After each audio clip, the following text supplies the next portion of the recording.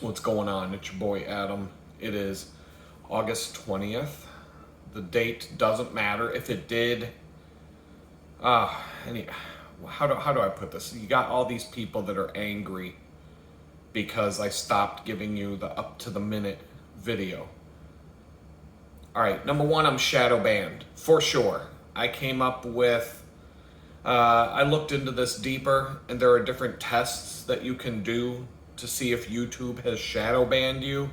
Absolutely shadow banned. YouTube is never going to promote my channel or allow my channel to ever grow beyond what it is right now, no matter what I do from this point forward.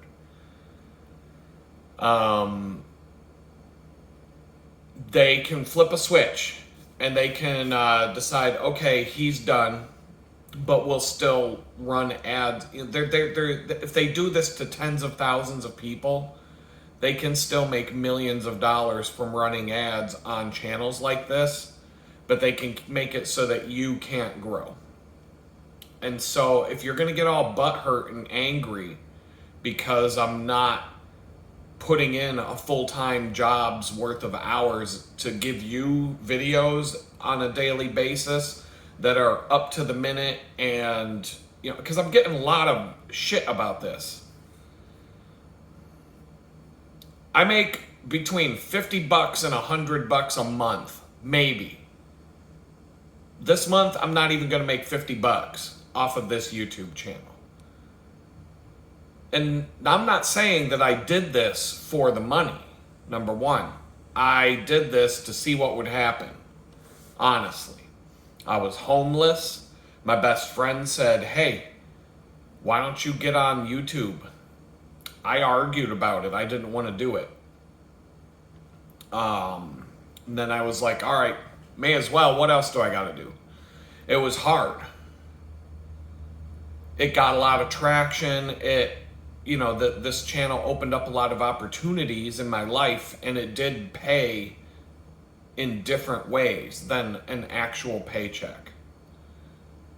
The problem, though, is people expect that I'm supposed to put in 40, 80, 100 hours a week working on a YouTube channel to make maybe $50, $100 a month. And honestly, the people that bitch the most are the ones that don't put money in the digital chicken bucket at donate.litgood.com or buy photography from shop.litgood.com or drop super chats or whatever. They don't do it.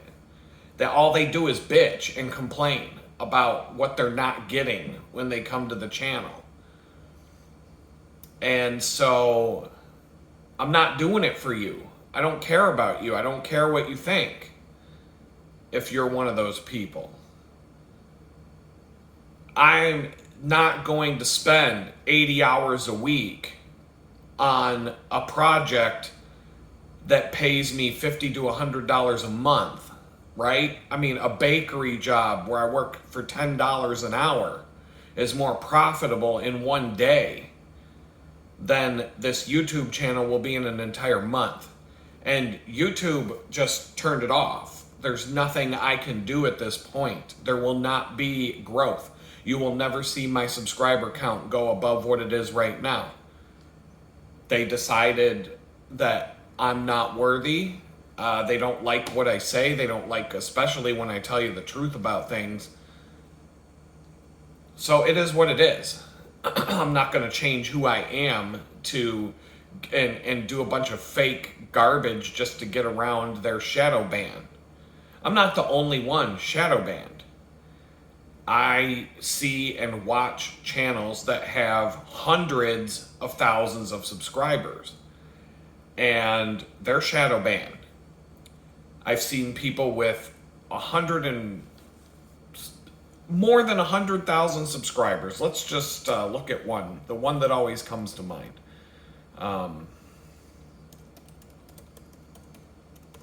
Prepper Nurse 1, we'll talk about him. 106,000 subscribers. That dude can hardly crack 1,000 views on a video. He's getting, I see his videos of late have gotten a little uptick in the last month or two. because I'm just looking at them.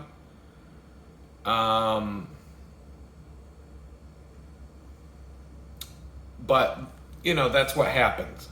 That's what happens. And,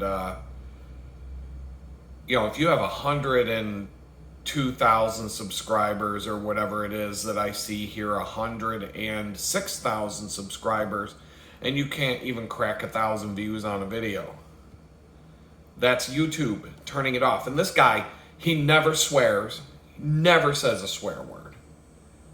Family friendly. He talks about things that, you know, prepping and homesteading and preparedness. And he talks about things. He's a former nurse who came to the realization that the vaccine and the whole thing was a scam. He didn't start out like that. I was watching this guy's channel for years. You know, I don't watch anybody in, you know, I don't sit and watch videos for anybody where I watch every single thing they do. I don't have the time for that. But he's one of the people that I check out on my rounds around, you know, if I'm looking for something to watch while I do my work, especially while I do my work, because he's one of the people you can listen to him talk and you don't got to sit and stare at the screen.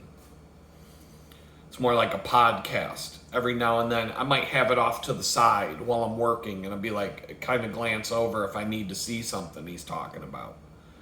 But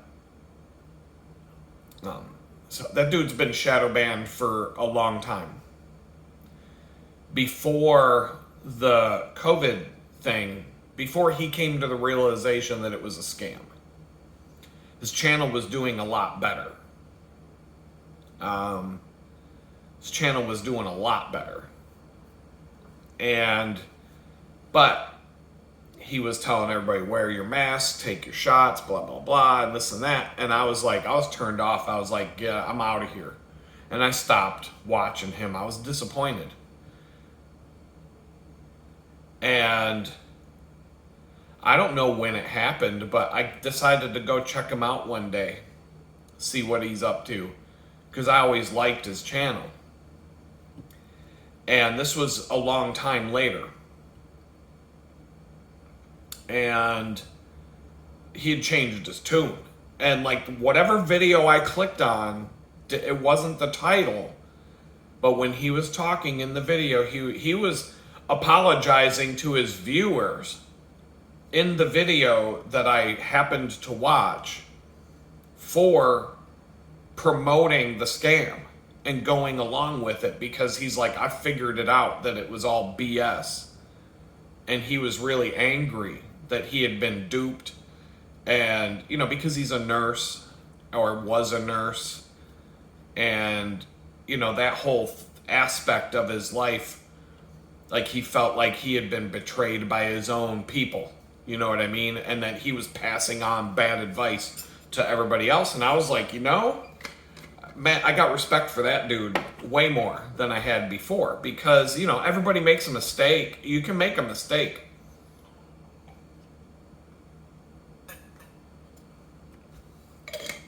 If I come up with some tinfoil hat conspiracy theory that turns out to be wrong, I'll fess up. I'll fess up. If you give me some sort of information that says whatever I told you was all BS, I won't let that sit. And you know, I mean, we can all be guilty of that. So I'm cool with this dude. This dude's cool in my book. There's another dude. I talk about him, Richie from Boston, RFB. He's got a bunch of different channels because he's been shadow banned out the wazoo.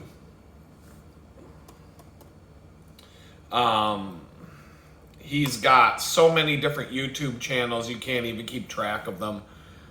He's on Rumble and the other platforms, the lesser known platforms. He's got one channel here. It's got 127,000 subscribers. Let's just see, like, his videos are, He's getting like close to 20. Okay, so he's got 127,000 subscribers on one of his side channels. And remember, I told you the prepper nurse guy had 106,000. Now I'm looking at his latest videos. They're all over 20,000 views, 30,000 views, 22,000 views, 25,000 views, 13,000 views. And these are all like tinfoil hat nut job videos. So he's got 127,000 subscribers and his videos get 20,000, 30,000 views. Prepper Nurse 1 gets like 1,000. It's 106,000 subscribers. Let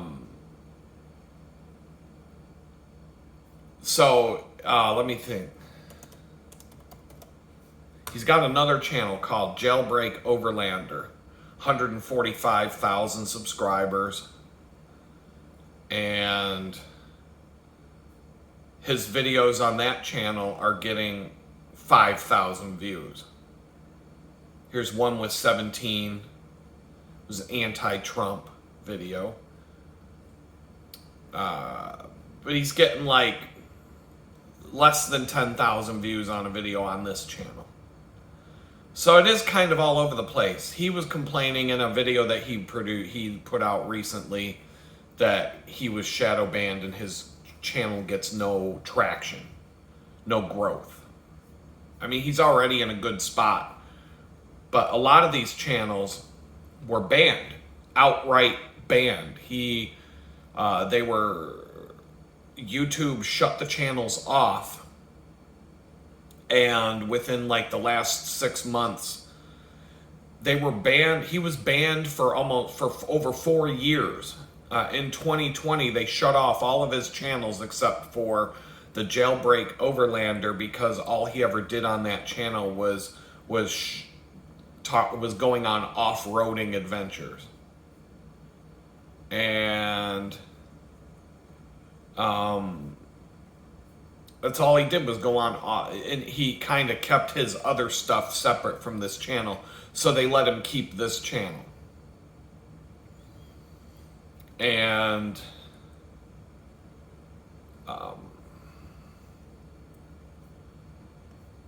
I'm looking at this, I'm just looking at the numbers, but you can look at, if you have a YouTube channel, if you say the wrong thing and you say something that you're not supposed to say, you'll see your numbers go off a cliff. You'll see it happen. One video, boom, it's over. And that happened to me when I was homeless and I started talking about the truth. I talked specifically the COVID scam. The fact that I just said it out loud means that this video is now shadow banned and gone.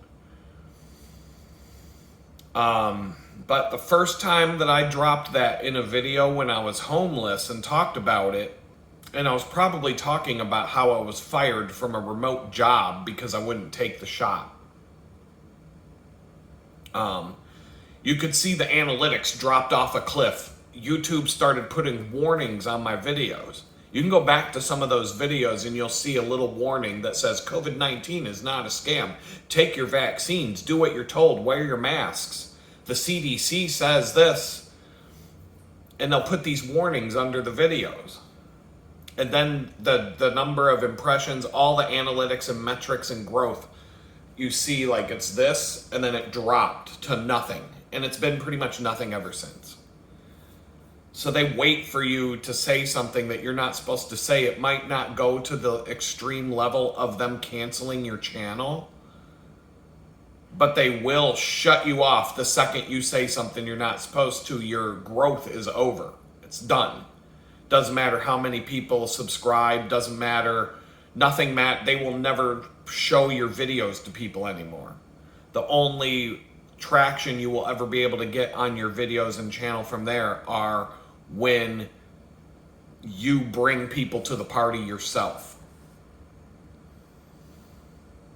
And so, speaking of the getting fired from a remote job, how how much would that have affected you if you had a good paying remote job in a career that you had been at for, 25 or 26, 27 years of your life invested into a career, and you had a remote job where you had worked your way up to a good position in a company, and that job was remote from day one. 2019, I was hired, and that was remote. I didn't have to go to the office. It was up to me. However I wanted to do my job. If I get the work done and I get the job done, whether I work from home or I work at the office, they don't care. So before 2020, before March 2020, I balanced it out. I'd have to go into Pittsburgh anyway to go do things after work. And so I may as well go to the office, have human interaction, get things done that maybe I can push forward in person when I can eye to eye somebody and make them do something or get an answer from them on the spot. Whereas you send an email, you send a Slack chat, you send, you try and get in touch electronically over Zoom or whatever, and they just kind of, push it off, a decision or whatever. So, and I wasn't the only one who worked remotely. And so when this COVID thing came along where they said, oh, if you don't take your shot and give us proof that you took your shot, you're fired. My options were 3. Make a fake vaccine pass. I mean, how hard, if I'm a graphic designer and I can't forge a fake vaccine card and just scribble my name on it and say, yep, you got your shot, here you go. I could have done that in 15 minutes or less. I could have made a fake vaccine card. It would have been super easy. Here you go, you dumb motherfuckers, leave me alone. Could have kept my job. Option 2, file a religious exemption and hope that they approve it. I don't need a permission slip from Jesus to not participate in a medical experiment. That's what that was. They're just gonna inject you with some random shit that wasn't tested on animals. You were the lab monkey. If you took that shot, you were the monkey in a cage that would have been given the shot, but they didn't have any time for that shit, so you became the monkey in the cage. I'm not doing it. Fuck you. That's why. I don't need permission from Jesus to say fuck you to that. I just said it. So my third option was lose my job. And so since that was my third option, I told the whole company off in a Zoom meeting to go fuck themselves. Just whatever at this point. Like, because it was wrong. That's why I said no. There could have been other things. I could have weaseled my way out of that and kept my job. But I was so demoralized from this is where we are now, that you can lose your livelihood because you won't participate in a fucking medical experiment. But it's really not. It was a test run. They're going to do this whole mark of the beast shit that's in the Bible.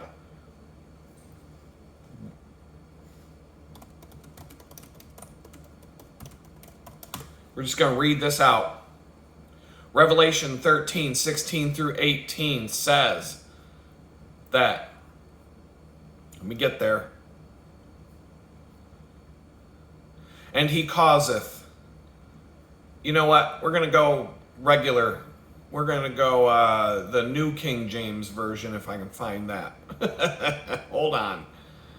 Just so that I don't, here we go.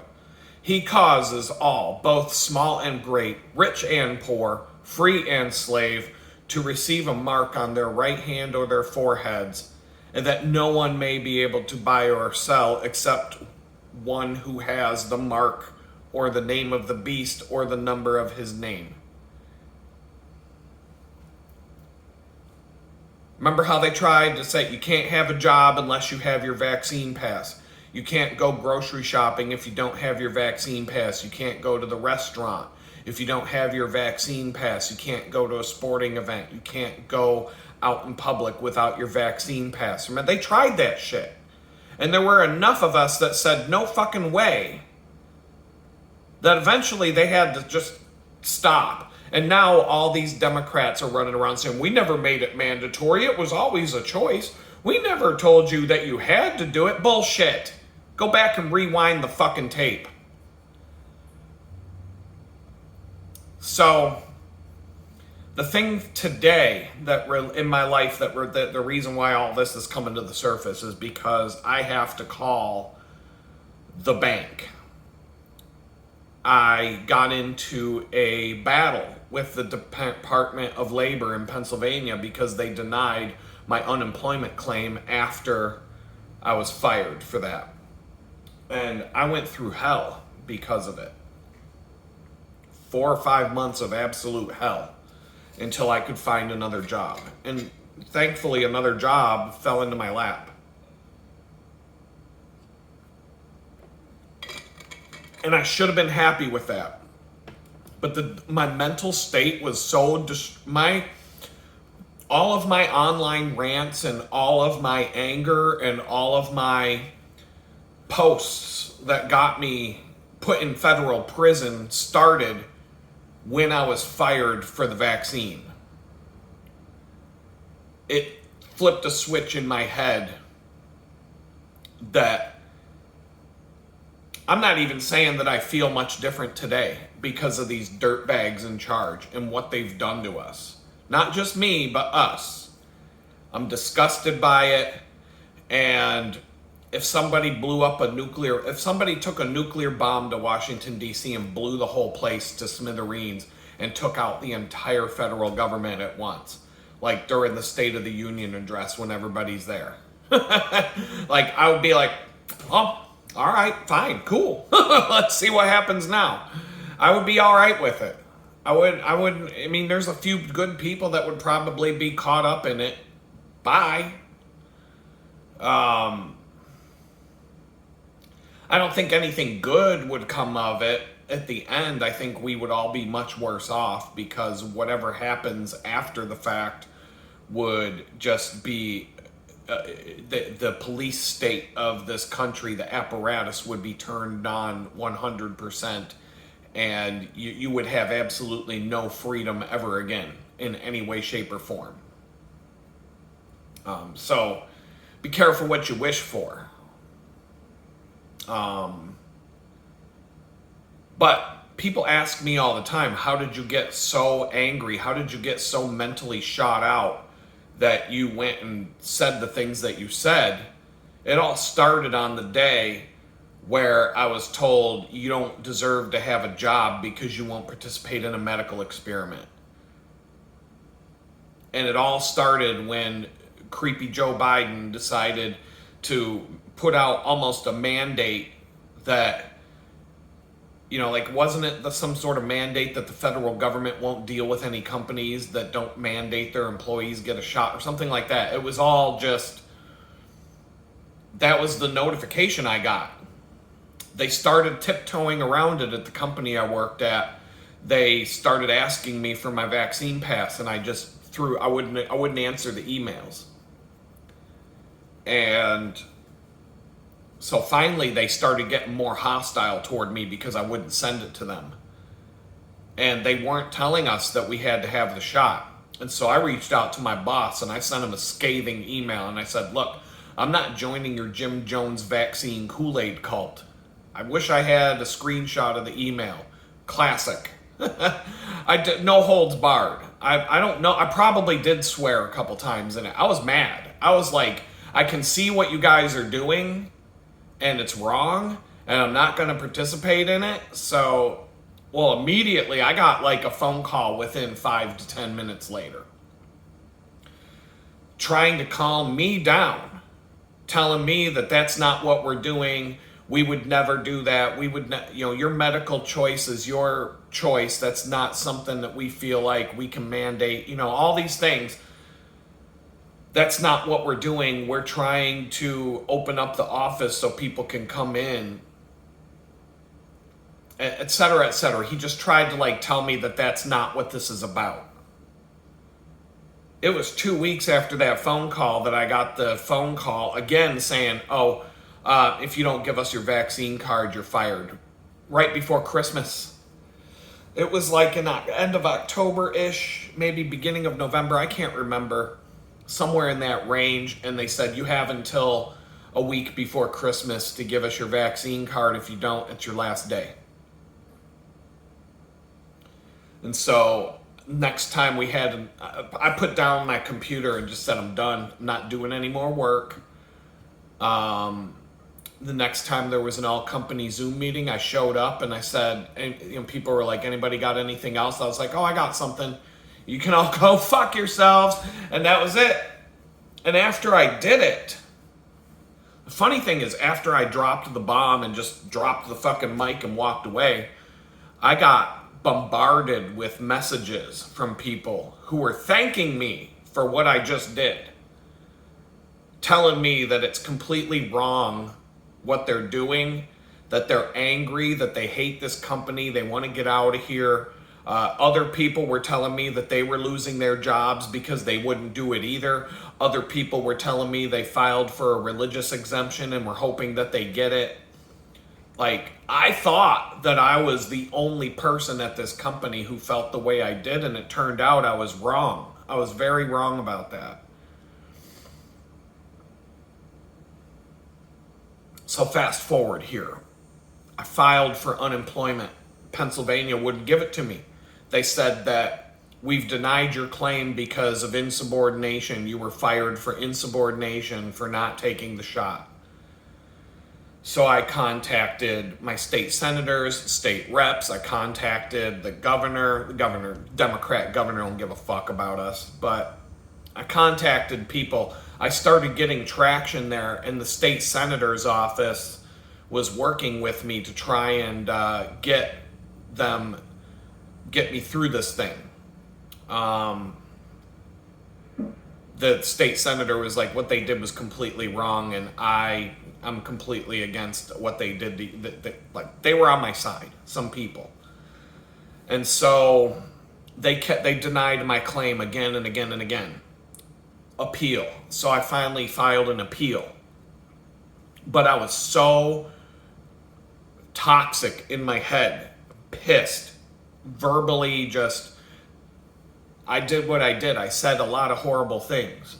And they scooped me up in the middle of the night and took me to prison for 2 years over Twitter posts. It was on Gab, but essentially it would have been like posting something like that on Twitter and going to prison for it.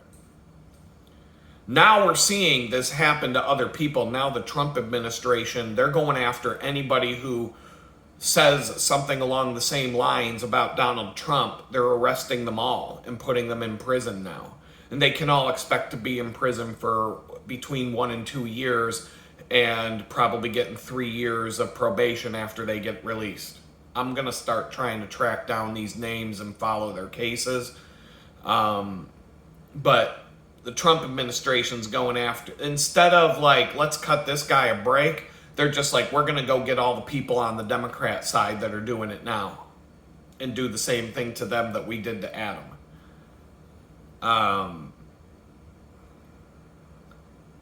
So be aware, if you rant out against the government and you say the wrong shit, they'll bust down your house. They'll drive a tank straight into your fucking house in the middle of the night and take you off to federal prison, and you won't have a chance in hell of getting out for 1 to 2 years.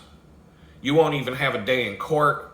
They'll torture you. They'll do all kinds of shit to you. It don't matter, Democrat, Republican, whoever the fuck you are. It doesn't matter. That's what they'll do. When you get arrested by the federal government, you're automatically guilty. Forget about you. Puff Daddy got most of his charges. He got acquitted on most of his charges, but he was still found guilty of 1 or 2. And he's still sitting in prison right now with all his money, with all his fucking money. He couldn't buy his way out of it. If you get arrested by the federal government, you're guilty. It's an automatic win for them. there's no chance in hell you are going to get a fair trial. You're not. It doesn't exist. You're not getting a speedy trial. Like, you don't have any rights. You don't have any rights. If you think you do, you'll find out. Go do something that the federal government decides to come after you for. You'll find out really fast that you have no rights at all. Zero. You don't have any rights. You don't have a right to free speech. You don't have a right to privacy. You don't have a right of the freedom of press. You don't have any of that shit. You don't have rights. You will think I'm full of shit because they haven't come after you yet. When they do, you'll find out real fast. You have no rights at all. You will be, all they got to do is say you're guilty, and that's it. They'll throw you in a fucking dungeon and throw away the key, let you out when they feel like letting you out. There's not a fucking thing you can do about it.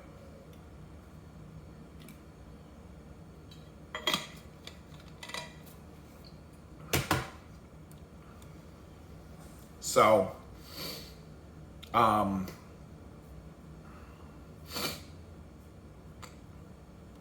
so I filed for unemployment and got denied multiple times.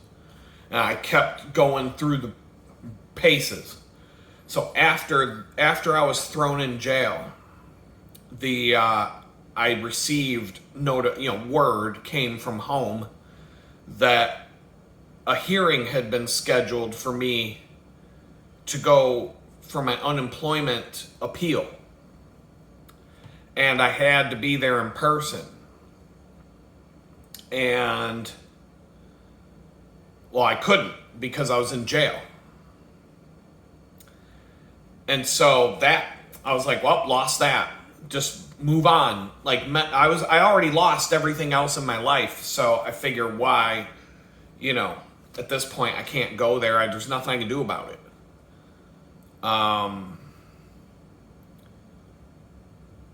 Well, I must have won and not known anything about this, because I get this letter a couple weeks ago saying that there's over $8,000 in an account for me that I have to claim by the end of this week or I lose it.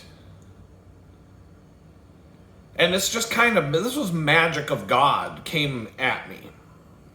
And so I called the phone number, and the people at this bank were extremely rude. I mean, yelling at me, rude. And I was friendly. I was like, look, I called, I said, I'm like, hi, I got this letter in the mail. This is the property number.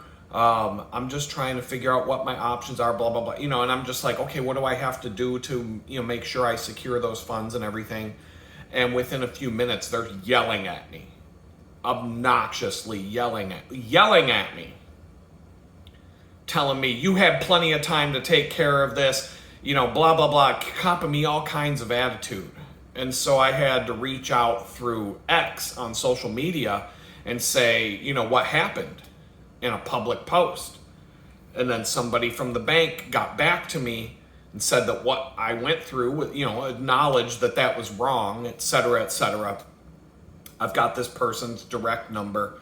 I was supposed to get some sort of resolution about that, but it didn't come. But today is the day that I'm supposed to call them back. So I was supposed to wait 5 business days and then call back, and they're supposed to be I'm supposed to be able to get a check in the mail, but I have to call them today. My stress level is absolutely insane right now. Number one, when you call them, there's this crazy labyrinth of questions and answers that you have to talk to a robot with, or they will not let you talk to a human being at all. And I don't even know how I got through it the last time I called. It was a miracle. It was a miracle that I was able to even get through to a person. Insane levels. So, but I finally figured out, I cracked the code. But like I said, I had to go through I had to call back the phone number 3, 4, 5 times, go through this whole labyrinth of questions and try to work my way through this robot to get to a human being. And then when I did get to a human being, they started yelling at me and treating me like garbage. And it seemed like they're trying to run out the clock so that I can't get the money. And now I'm sitting here today, after this whole thing. I've talked about it more than once on previous videos, but I'm sitting here right now. It's still early in the morning. It's not like I'm terrified of calling them. It's the same thing. Somebody at work was telling me that she's having a problem with her iPhone or whatever, some sort of Apple problem, and she has to call Apple and she keeps putting it off because it's too much to deal with. It's too stressful. And it is kind of funny because here I'm supposed to make a phone call that's supposed to give me enough money to change my life and get myself a car and do these things. It's not a ton of money in the grand scheme of it all. But if I can take that money and get a car, that's a game changer for me. Especially if I can get a car that is gonna, not be, hopefully not be tons of problems and trips to the shop. At least allow me to go a few months without having to go to the shop. Allow me to go on a few drives around town, go get groceries, live a normal life for a week or two. But anyway, if I can get a car, that's a life changer. And when I first called the phone number on this thing, I was excited. I was like, I can't wait. I thought I didn't think it would go 100% smooth, but the amount that it went off the rails and the amount of toxicity that went into those series of phone calls, that took up my entire day last Tuesday. It took up my whole afternoon. I called the number, and I was already going through customer service hell with Verizon and FedEx. So I was already kind of hesitant to make this phone call and add to my stress level. But at some point I did. And it went so far off the rails that now I'm like, I have to mentally prepare to make this phone call today. And, chances are it might just go smooth. And it might take 5 minutes and I'll hang up the phone and I'll be like, oh my God, that was so easy. That's what I'm hoping for right now. But there's a lot of times where you have to do something like that, something that's stressful, something that you are expecting to go really bad. And you can't put it off, but you dread it right up to the minute. A random example comes to mind right now. I had to go for a psychiatric evaluation when I was homeless. By law, part of my probation, conditions of being on probation. So I didn't do anything for it. I was homeless. I didn't have any money. I didn't do anything. So my probation officer reached out to me and asked me if I had set up an appointment or anything. And I said, no, I haven't. And he says, okay, why don't you call this number, try to set up an appointment at this place, and just let me know what the date and time of the appointment is. That's all. He wasn't mad at me. He just said, I need you to get that taken care of so we can cross that off our list. He wasn't threatening me or nothing like that. So here I am thinking, okay, I got to pay for this thing. I don't have any money to pay for this. B, what is this going to be? What is this going to be? Is this going to be like, am I going to be walking into some building and be wrapped up in a straitjacket and pumped full of drugs and carted off to wherever they hold the Arkham Asylum and have a padded room next to the Joker and the Sandman and all these other Batman villains that are locked up in there? Or Like, what the fuck? Some Dr. Fauci or Dr. Mengele looking guy gonna come out and just like totally destroy my life because I went in for this appointment, etc. I didn't fucking know what to expect. And I was dreading this, but I had a date and time. The day that he asked me to set up the appointment, I called him back, and well, the soonest appointment that I could get was like a month and a half away. He asked me to do this in like May, middle of May, end of May. Wasn't very long after I became homeless. It was within a week or two. And it wasn't till like the middle of July that I could get the appointment. And so I don't know the exact dates. It doesn't matter. Ironically, I probably could look it up, but it doesn't matter. So I get there. So I got all this nervous energy about it because I'm always expecting the worst, right? And so I get there and I'm like on edge. Just inside, my mental state was on edge. Outwardly I probably didn't look any different, but inside I was having a little bit of a panic attack. Like, just didn't know what to think, what to expect. Just getting into the building, typical government building nonsense. Scan metal detectors, all of it. Just nothing about this experience was good so far. I get up to the counter behind the bulletproof glass window, and I'm like, you know what I mean? Like, and I tell them I have this appointment today, and they asked me for my health insurance. I'm like, I don't have any, so I don't know what to do now.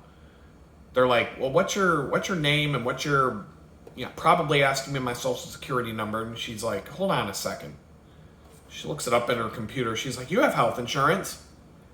I'm like, what? Because I was on food stamps and public assistance and whatnot. Turns out I had goodbye fruit fly. You just heard it. Turns out I had free health insurance. I just didn't know it. I didn't have a card. I didn't know I was covered. And she goes, here's your policy number. Here's all this. She hands me a Post-it note. And she goes, if you go down to the social services office, they'll give you a card. She's like, it may come in the mail or whatever, but tell them that you don't have a card and they'll hook you up and they'll take care of it. Like, this woman behind the counter probably does this 20 times a day. So she probably, you know what I mean? Like, she just knew what was going on. And so now I'm like, okay. I was kind of sitting there and I'm like, okay. Like, it was a positive thing already. And my mind started to shift. And then I get called back.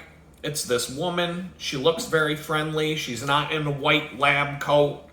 I don't see goons behind her with a straitjacket waiting to put my arms. I didn't see any, She takes me back to this room and we're sitting there and she closes the door and it's just this very, good looking, whatever. She was just a friendly looking woman who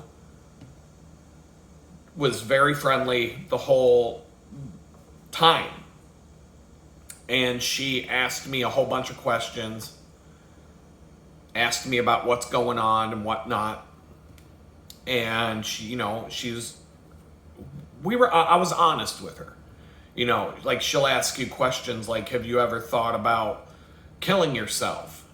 And I said, well, I'm like, the thought comes to mind from time to time, but I'm too stubborn to do that. But in my situation, being in prison for 2 years over a Twitter post and being thrown out into the street to be homeless and having lost everything and everybody hates you and everything. The thought does come to my mind sometimes. And she's like, well, okay, well then how do you deal with it? Like, how do you, and we just kind of went back and forth about all this. And she goes, look, dude, she's like, you're definitely dealing with some trauma But she goes, I don't think you're insane. She's like, she's like, you're definitely not crazy. You're definitely not insane, or whatever the technical words are. She's like, I'm not recommending any further treatment, but I'm offering it. If you need somebody to talk to, if you need to work some things out, we can set up a schedule for you to come in here, but I'm not going to put on this document that I'm recommending it. She's like, you don't have to come back ever again if you don't want to. She goes, look, she's like, you were honest with me. She's like, if you had told me that nothing's wrong and everything's fine, and like you were just making up the answers that you thought I wanted to hear, then I would have said something's not right with you. But she's like, to go through what you've been through, the trauma, the level of trauma that you've experienced over the last few years and are currently experiencing, you are going to have mental issues. And she basically said, she diagnosed me with some sort of PTSD kind of thing. I don't know what the exact wording was, but basically like post-traumatic stress disorder, that I'm going through some mental strife because of the trauma that I've been through. But she's saying that he's not a danger to society. He's doing the things that he needs to do to work this out and to try and get out of this funk, if you will. And so, like, it's up to you. You want to come back, you want to make some appointments or not. And, it wouldn't have cost me anything if I wanted to come back, at least while I was in Jamestown still, because I had free health insurance. So it wasn't like I didn't want to. I just was like, you know what? I don't want anything, I'm in this situation where I don't want any, I don't want, the less I have to talk to these government people, the better for me, right? One of the aspects of changing my phone number, I'm weighing right now. Do I keep my phone number that I have?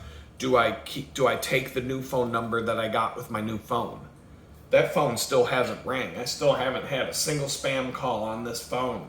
I've had it for over a week activated. I still haven't received a spam call on my new phone. Not one phone call that wasn't from me calling it and making sure that it works. And I'm like, but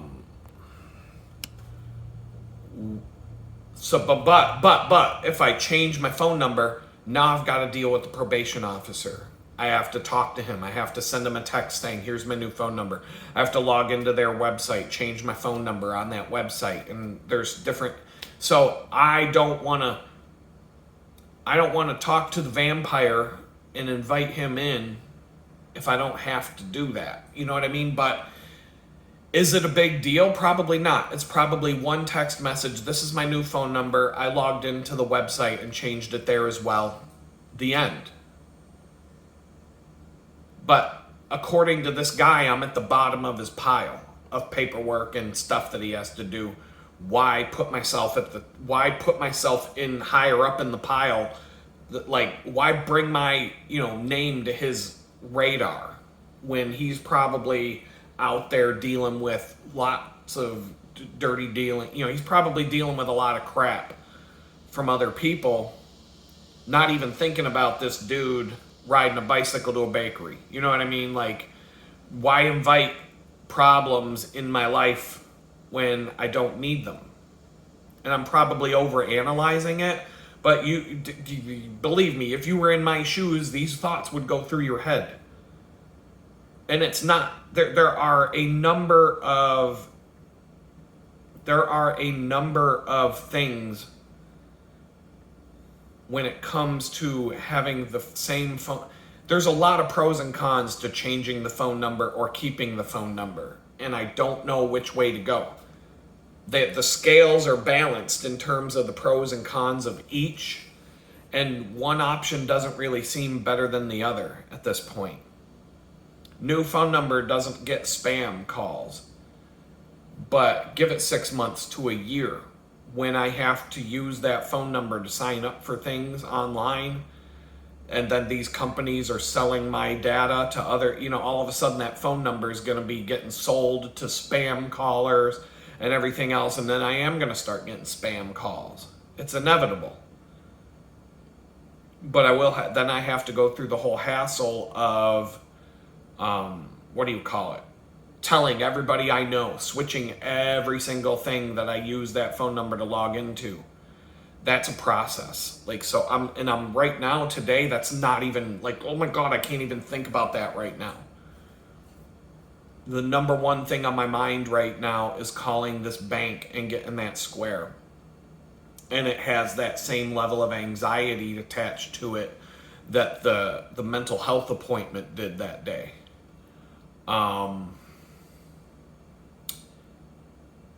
There were times that I would have to go to the social services for some appointment, and the outcome of that appointment would determine whether I can continue getting food stamps and stuff like that or not.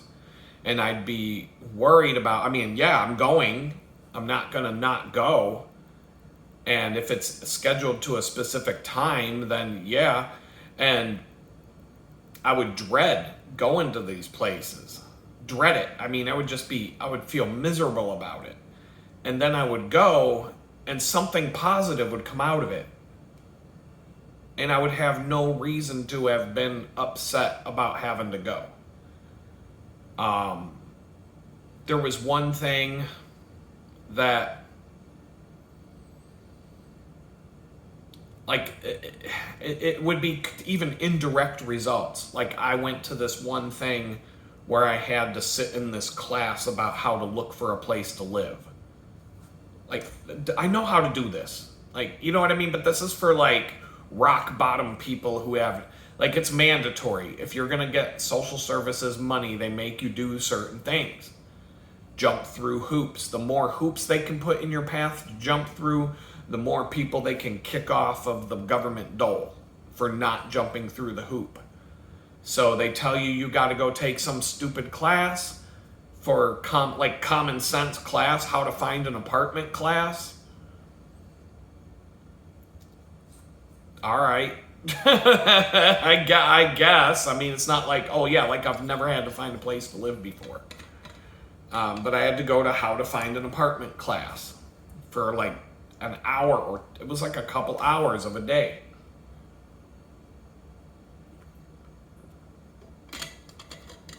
But while I was there, I ran into somebody that I knew, and somebody who had been helping me, and she was like, oh, why don't you come down to my office, and I've got some stuff in blah, blah, blah, and this and that, and turned into I actually got something of a benefit from going to this class that had absolutely nothing to do with the class. It was because I ran into a person face to face who recognized me and had something, wanted to help me with some stuff, and said, come down to my office later on this week and we can talk with the job search and stuff like that. And then when we met, there was some aspect of you're fucked. You're never going to be able to find a job with your criminal background, just being honest. You'd be better off changing your name and walking away from this the best you can. Changing your name so that people can't find it on Google when they look up your new name. Then you'll still have the criminal background when they check it, but it's not just the background results that they see. They'll see, oh, you got convicted of a felony, but then they'll type your name into Google and they'll find out that you were national news. You were the number one news story for a week on all the news. When my lawyer told me that, when I was like, so what, you mean I was on the 6 o'clock? She was like, no. I was like, which ones? She was like, all of them. And I'm like, no, you mean no, she's like, Adam, all of them. All of it. She's like, it's the biggest news story in the fucking country right now. And I'm like, what are you talking about? She's like, every single newspaper, every single TV news show. All of them. Every single one of them. You are the number one story right now in America. She's like, so she's like part of why I had to sit in jail for so long and rot was because they had to let the media die down the coverage of it. Like if I'm fighting my case and going to a trial 2 months after I was the number one news story in America, it's going to be a fucking circus. But if they wait 14 months, some of the media will show up, obviously, especially the local media and the local news, but it's not going to be a fucking sea of cameras and reporters out in the hall shoving microphones in my face when I walk by.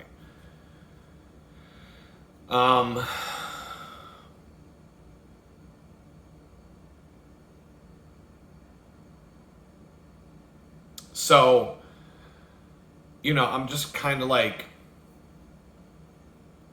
I'm stalling right now. Now, yesterday, I had to call Verizon's customer support because I got this random email from them. Contact us to avoid disruption of service. I'm like, why would my phone be getting shut off a week after I got it? And it says, we've noticed there's been no activity on your new lines of service. To avoid disruption, please contact us at this phone number to confirm this account is still needed or if you're having trouble with your service. Like, I used the phone. I made phone calls with it. I downloaded some stuff. I activated it. I set up different things on the phone, but I'm not using it.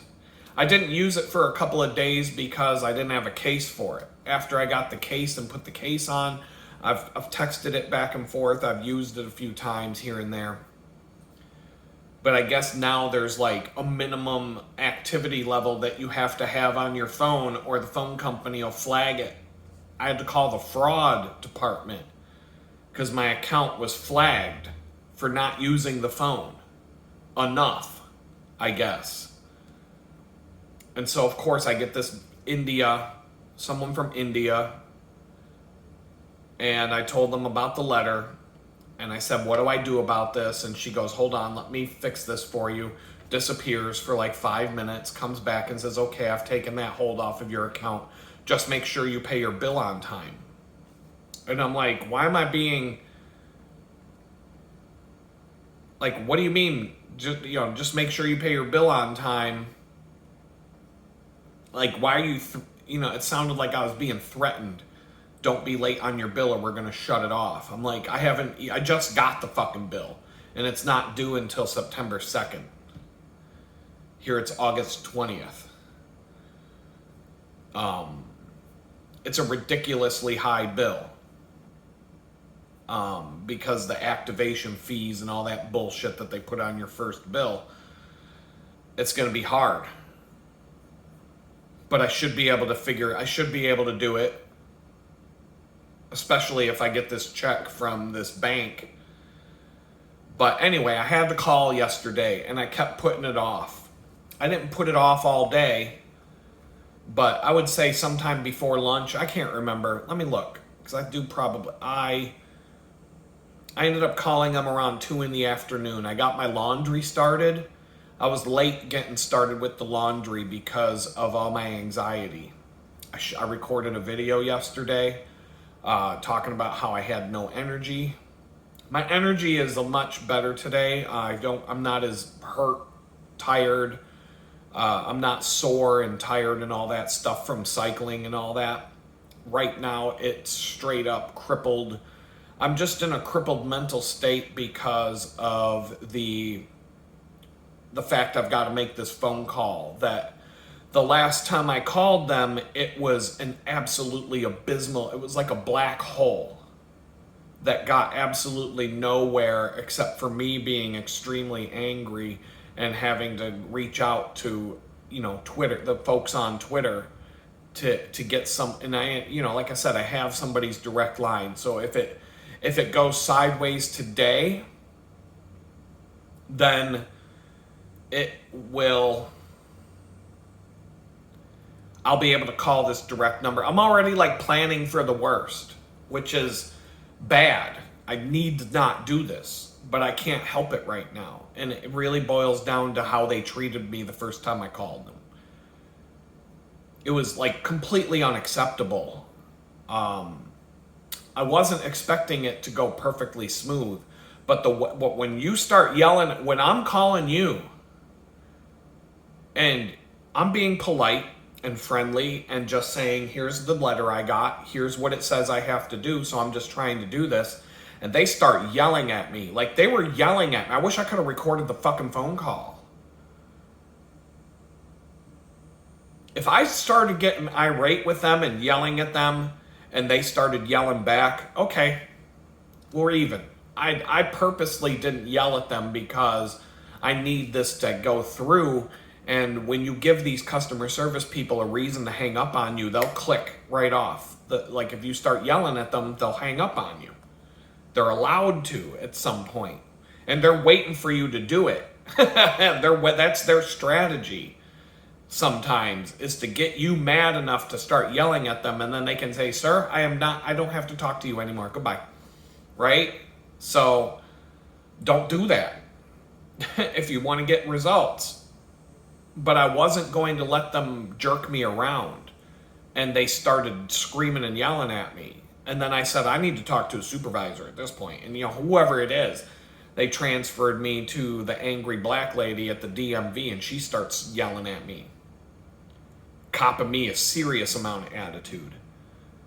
I mean, if these people listened to the recordings of the phone calls, it was obvious that I was being dumped on. And anyway, I'm just overanalyzing this before I even make the phone call. It may have been better to just make the phone call and then shoot a YouTube video after the fact. But I'm doing this the way I'm doing it because shooting this video and sitting here and like kind of warming up to everything today helps me get into the frame of mind to do this thing that I don't want to do.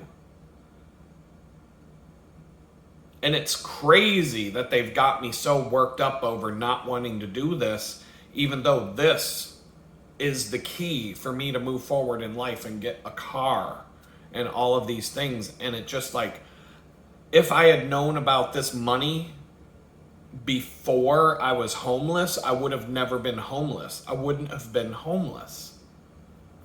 It would have completely, it almost just kind of, it's like this, God works in mysterious ways, and I had to go and suffer for months, in fact, up to a year, when that money would have saved my life if I had known it was there. And I had no way of knowing that that money was there. And I just, like, you can't, hindsight's 2020. I would have never been homeless. But then you got to think about, okay, well, maybe I was supposed to go through all of that stuff. I was supposed to be homeless. I was supposed to move here to Houston. I would have never moved to Houston. If I had that much money handed to me all at once, I would have instantly tried to find an apartment in Pittsburgh and just moved.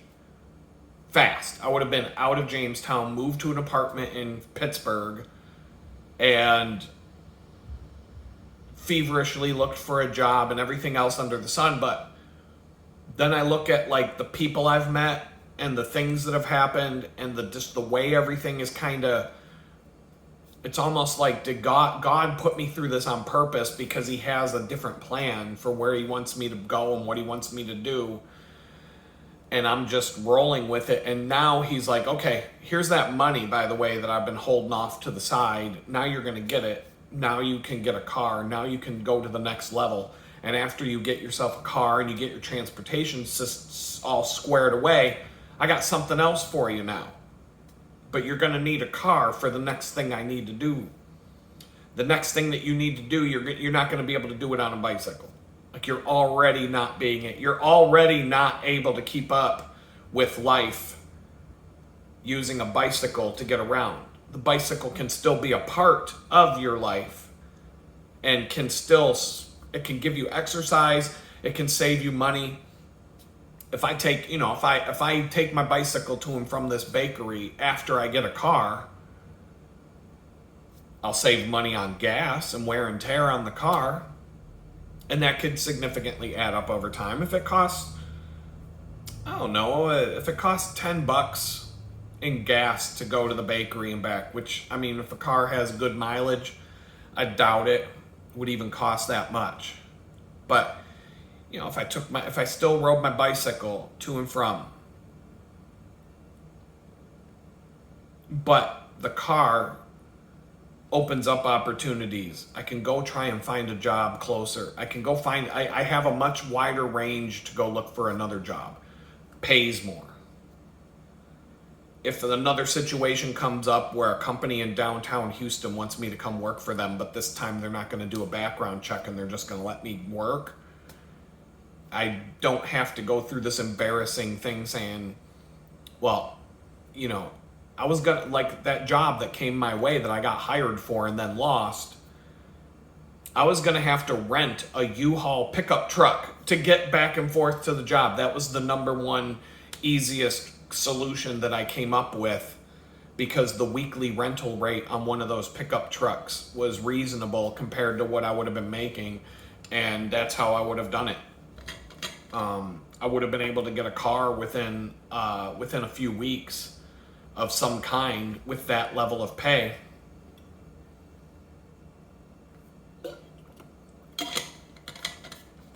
But I was going to rent a U-Haul truck on a weekly rental basis to get there and back, at least for the first week. And then my plan was I'll probably get an e-bike of some kind and ride an e-bike back and forth.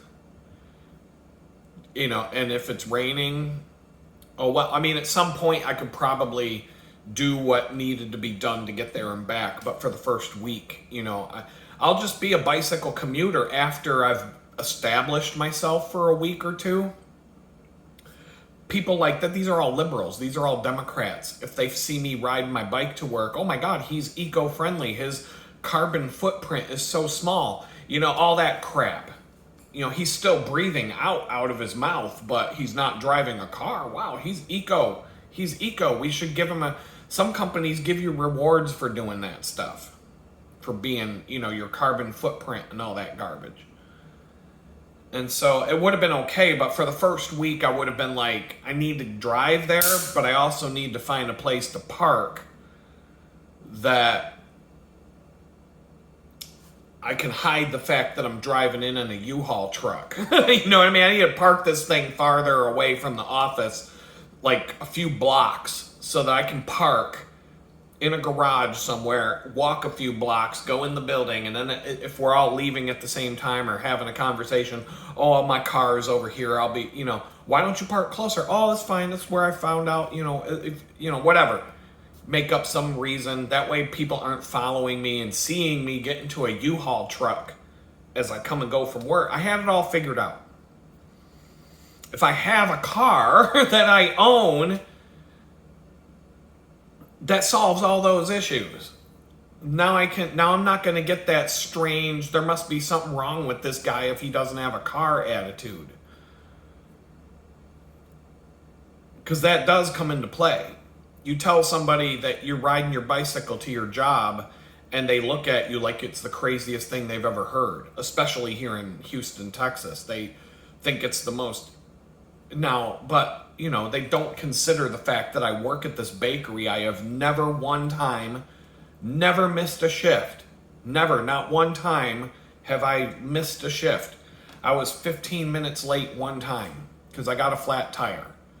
And when I got there, the owner was there, and she was like, wow, you're here. She thought I was going to be a lot later. I was 15 minutes late because I had to swap out a tire and put air in it. And I wouldn't have even been late, but I had to do it twice, put it that way. After I fixed the flat tire, I had to take the tire back off and do it again.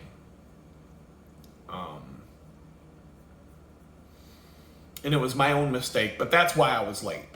And I called. When I knew I was going to be late, I called, let them know. She goes, okay. She wasn't mad. And when I got there, she was like, wow, that was fast. And all these people at the bakery, they're like, man, it's amazing that, like, when they find out how far I actually go, because people know I ride my bike every day. That's all they've never seen me. I've driven to the bakery like 1 or 2 times. When once I was renting a car to do other things, and I drove the car to work instead of taking the bike because I had it. I was like, well, I'm not going to ride my bike if I have this car. And so I showed up to work, and they're like, where's your bike? And so one time I drove. And then another time I might have drove or I got a ride or something like that. But 99.999% of the time I'm riding my bike. And then people find out, oh my God, where do you live? And they do the math and they're like, that's far. How long does that take you? I'm like, about an hour and a half. And they're like, oh, wow. And then it's like, nobody really complains about their commute anymore when they hear what I'm doing. But that doesn't count for anything. If I go to another company and get a job offer and then I tell them I'm going to be riding my bike to and from, they're going to look at you like you're unreliable and that you can't do the job and that we can't hire you because you don't have reliable transportation. My bicycle's way more reliable than a car, number one. I've never had my bicycle break down to where I couldn't fix it myself. Sometimes I have to work for 5 hours on a Sunday to keep my bicycles going. But I've never had a situation where my bicycle couldn't get me to point A or B. People's cars break down. Cars break down. They'll stop you from getting somewhere. That's much less reliable. But that's not how these people see it. You are perceived as unreliable when you tell somebody that you're riding your bike to get to and from a job. And so I'm doing what I do a lot. I'm overanalyzing the situation. I just need to get up and do it. And I'm going to. It's still in the morning. I still got plenty of time. It's not going to make a difference if I do it 3 hours ago or an hour from now. It needs to be done before the early afternoon kicks in. I don't know exactly when, but it's like I'm feeling a lot better right now than I was when I woke up. It's just going to be, I've got to prepare. I got to put on my headphones. I got to have all the numbers and all the secret code to get past the robot to the human being. It's going to be toxic. It's going to stress me the hell out until it's over. And it might not go smooth, but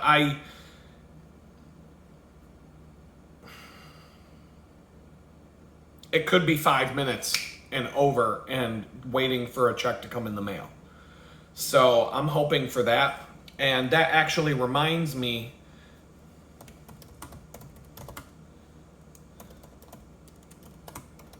so Jesus Calling, the book that I read to you guys a lot, the book that I bought somebody at work who's going through a hard time, who's like telling me, she's telling me, that book is awesome, Adam. I love that book. It's like it's so perfect.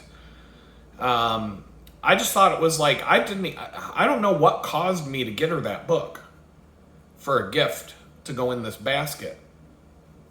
Because I wasn't thinking about that until I did it. It like just popped into my head while I was getting her another gift. And I'm like, wait a minute, I need to get her that book. I don't know why, but it popped into my head to get this book for her. And she was thanking me for it the last time I saw her. She was like, oh my God, that book was so good. That book is so good. And I'm like, I'm surprised you hadn't heard of it. Because it was like the perfect gift for that situation.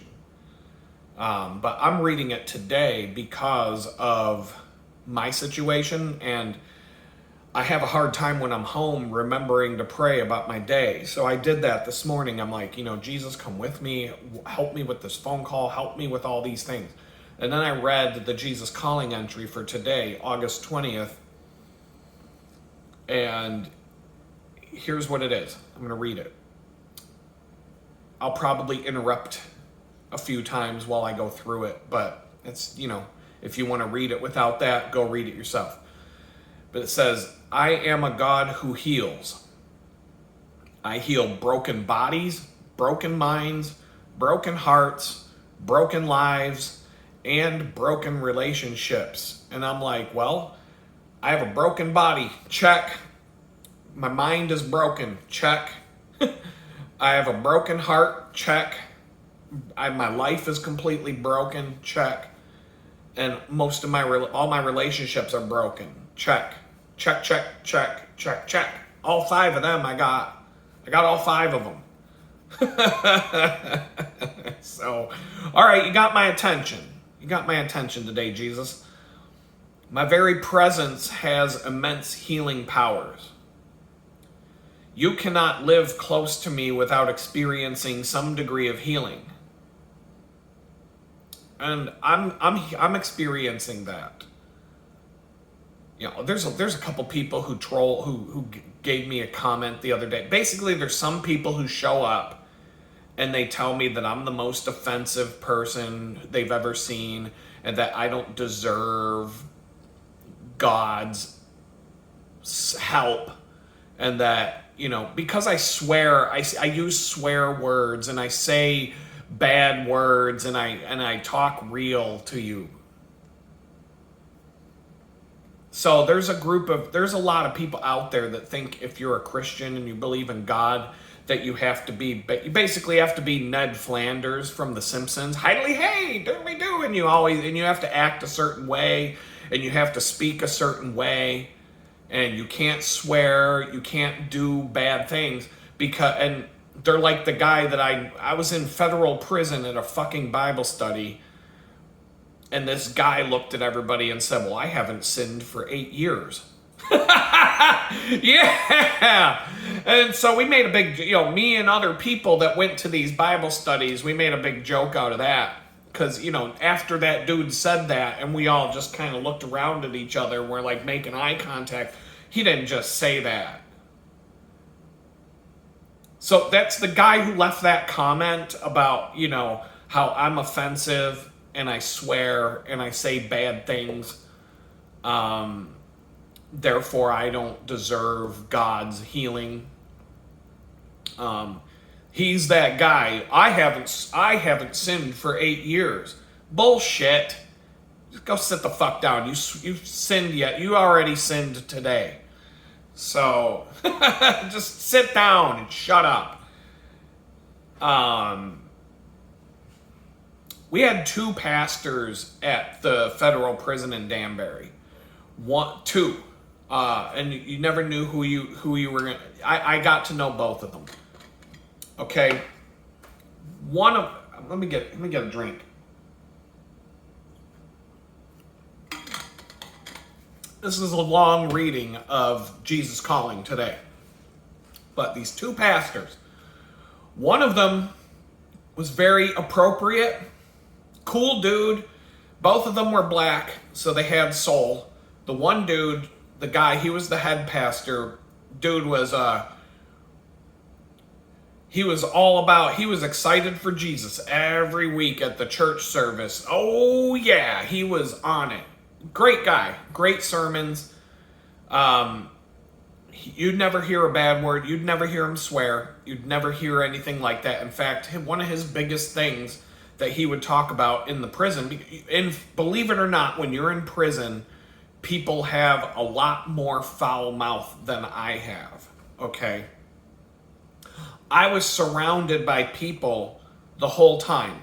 The inmates, the guards, every single person that you run into in that environment is going to make me sound like I'm a fucking saint. But you wouldn't even, your wildest imagination couldn't imagine it unless you lived it. Okay? Not just the inmates, but the guards. Every single person that you run into is just, they take all the videos I've ever put out on YouTube. Find the collection of the most offensive, dirty talk, pirate mouth things that have come out of my mouth. And I'm like Ned Flanders of federal prison in comparison to the people around me, okay? So let's just start there. But this guy would give a lot of sermons about cleaning up your mouth and your language, okay? And he'd make sense, and I got to the point where I was like, where does it say in the Bible that I need to do that? And so I did my homework and I found out, oh yeah, there is a bunch of stuff in here that says I shouldn't do that. So, it's biblically correct to not be so crass and so offensive to people for lots of different reasons. This isn't a Bible study about that. We could do that some other time. But this guy, this pastor, he was a good guy. I didn't have any beef with him. But he was very impersonal. Like, he ain't gonna remember your name. He's not gonna, get to know you. He's just, there to do his job. And he's like, if you meet with this guy one-on-one, he's probably, you could be there for 8 years with this guy as the pastor, and he's not gonna know your name. You know what I mean? And there's more than one pastor I came across that was like that. And I'm not saying they were bad people, but they're there to be a pastor, and they're not getting to know you, okay? Now, this other woman, black woman, she was the other pastor. In fact, I think she took over because the guy was trying to find a new job at a different prison because he got married and his wife got a job somewhere and he had to move. And so he was leaving, but he was trying to stay in the BOP and have the same, but he was just trying to transfer to another place closer to where he had to move with his wife. So he was leaving. And this woman was second in command, if you will, and she was probably the one taking over. And she would lead a lot of Bible studies. And she would get to know everybody. She knew who I was. She knew my name. She talked to me plenty of times. Got everybody. She gets to know people, and she's a lot more personable. And if you had to go talk one-on-one with a pastor because you need help spiritually or whatever the case may be, she's the one you want to go see, not him. And I'm not saying that as that he's a bad guy. She's going to care more about you than he will. I'm just saying that. It was obvious to everybody. Now, this woman said in a Bible, more than once, that one of her biggest problems is her dirty, foul-mouthed language. She says she has to hold back when she's here at the prison. And she's like, I'm surrounded by it when I'm here. All the guards, everybody here except for who, and she was talking about the other pastor, but no, everybody here is the whole system and all the inmates and then when I go home, my family and everybody I know, and I'm never around people that have clean language. And I swear like crazy. She's like, I have one of the most foul-mouthed people you will ever meet in your life. She's like, I'm not like that when I'm here, and when I'm talking to you guys, I really struggle with this, and I really try to not be that person when I'm here, but as soon as I go out the door, F fuckity fuck, fuck, fuckity fuck, fuck, fuck, fuck, fuck. It's all it comes out of my mouth. Fucking shit, fuck, fuck, god damn it, fuck, shit, fuck, fuck, fuckity fuck. And it's like, that's how she is. And do I think that she's a bad person? No. Do I think that God is not going to use her to do good in people's lives because she has a foul mouth? No. Does she want to change? Does she want to be better? Yeah. I mean, she probably works as hard at it as I do. I mean, there are times I go to the bakery. I'm not this foul-mouthed guy that I am on YouTube. Occasionally, I'm always pushing the boundaries to see what I can do. And I talk about the Bob Saget level of offensive behavior, whereas a level 1 is Bob Saget on Full House and America's Funniest Home Videos. Level 1, Bob Saget, just America's funny dad with the laugh track in the background. You got it, dude, and stuff like that. And then like level 5 Bob Saget is when he made guest appearances on Curb Your Enthusiasm and movies like Half Baked and stuff like that, where he's talking about sucking dick for coke. Whoa, that's Bob Saget, right? That's funny. And then Bob Saget level 10 is when he did an HBO special, and you're watching this and you're like, oh, even me. I'm like, yo, whoa, that's way too far. Like, I was offended by his HBO special. I was like, what is this? This is Bob, you're fucking disgusting. Like, I couldn't even laugh. I was like, this isn't even funny. This is ridiculous. Like, what the fuck is this guy? What is this? Who he is? Is this who you really are? Bob, man. So it's a good scale, because in one guy you saw America's dad go to like he went off the rails to where he offended people who can't be offended, like me. And he had stuff in the middle. And it's like, he's the perfect scale to rate your offensive behavior. So on a YouTube channel here, I might be at a 6, maybe a 7 on a good day. But I don't think, I've never hit Bob Saget level 10. I'm 8, maybe once or twice. Maybe once or twice I hit an 8 on that scale. When I'm at the bakery, it's like a 3. Maybe a 4. Every now and then I dip into a 4, and I'm like, I made a joke about, okay, so we have this thing, and it uses this really expensive pistachio butter or whatever, and it's like they're like, you can, we have these drip trays where you're drizzling the stuff on these brownies, and they're saying scrape up the butter from the drip tray to reuse it. As long as the drip tray is clean, when you're drizzling the brownies, you can reuse the butter that goes down into the tray. And I'm like, I said something about that's like working for El Chapo and having to make sure you get every little piece of cocaine off the floor. Like, or it's like Hunter Biden and like making sure you get every single little piece of powder off the table. Right? And they looked at me like, oh my God, Adam, you're crazy. I went too far. I was like a level 4. I'm like stuck at level 3. You can't go higher than a 3 without people kind of people wanted to laugh, but they're like, I don't know if I should. And so people just made it clear, Adam, you've gone too far. Level 4, go back down to a 3, we're all good. And that's where I never went. I kept it clean for the rest of the day.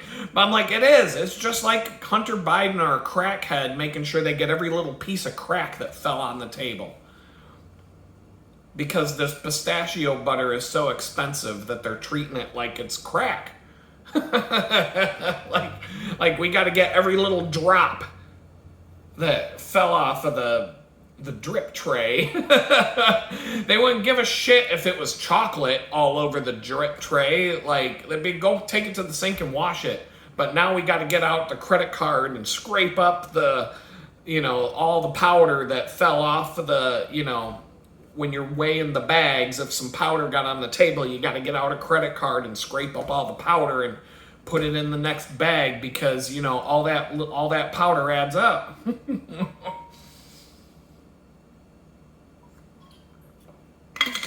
Hunter Biden is not going to let 3 little pieces of crack powder stay out of his nose. If it's on the table, he's getting that shit.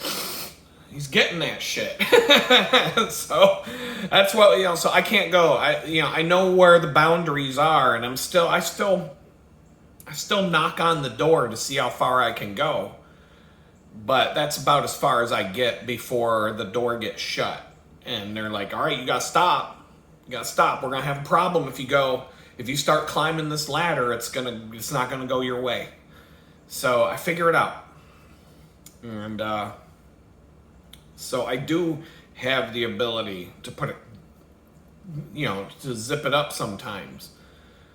If I'm working at a new company, any job, I never go past level 1 on the scale until I'm comfortable with people that I don't know, especially if it's a professional situation and in a professional environment. And I'll just poke and prod as I get to know people and see how high we can climb the scale. And sometimes you find people where I could just drop a level 10 bomb on and no problem at all. Because we're that tight and we're that cool. It don't matter what comes out of your mouth at some point. And I don't think I could even go that far. I think level 8 is the highest I've gone on YouTube. On that, if we're talking about the Bob Saget scale of offensive behavior. But I was talking about Jesus calling, and we just went off the rails for a minute. My very presence has immense healing powers. You cannot live close to me without experiencing some degree of healing. Right? So I'm experiencing healing because I've gotten closer to God, whether you want to believe me or not, because I swear and say things that I shouldn't say according to your standards. But you do understand that God won't be able to reach certain people with Ned Flanders. Ned Flanders can't walk into the fucking prison system and convert people like that to follow God. None of these people in prison are going to relate to Ned Flanders. But you got some Harley dude walking in covered in tattoos and, looking like he just got done with Hell's Angels bike ride. And he believes in Jesus and he comes walking in with a Bible. Some people might come and talk to him. Right? So everybody's got their place in the kingdom. So fuck off. If you don't like what I say, go to your fucking Ned Flanders Christian picnic next weekend, your family-friendly Christian camp or wherever the fuck it is that you go, and you don't have to watch these videos. There's nobody forcing you to be here.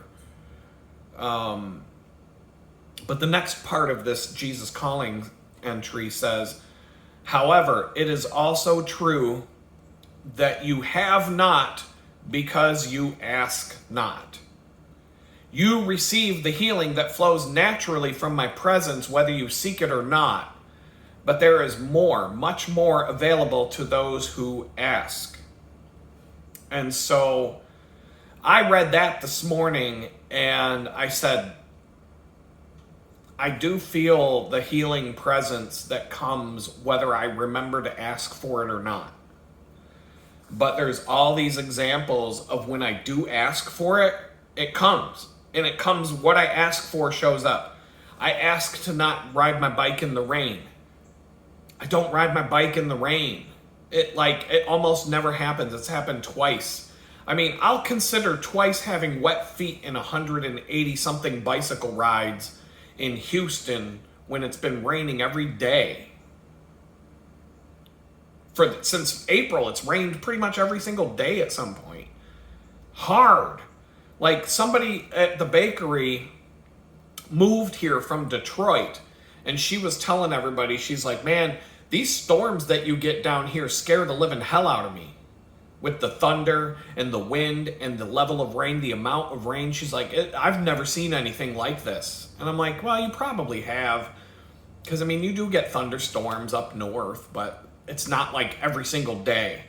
And the thunder, like shaking your house all day long. And like, just, I mean, it does get a little bit, I even think, wow, this is pretty crazy sometimes. But she's terrified of it. She's terrified of the weather here sometimes. So that's how much it's been raining. I asked God to let me have a dry bike ride, and it's like it'll stop raining 15 minutes before I have to go home, and the roads will dry before I even get on the bike. My bike will be dry because when that sun comes out, it bakes down and it just dries everything up so fast. It's crazy. Everybody at the bakery notices it now because they'll see how bad the weather is outside. Trees are looking like they're going to be blown down and uprooted.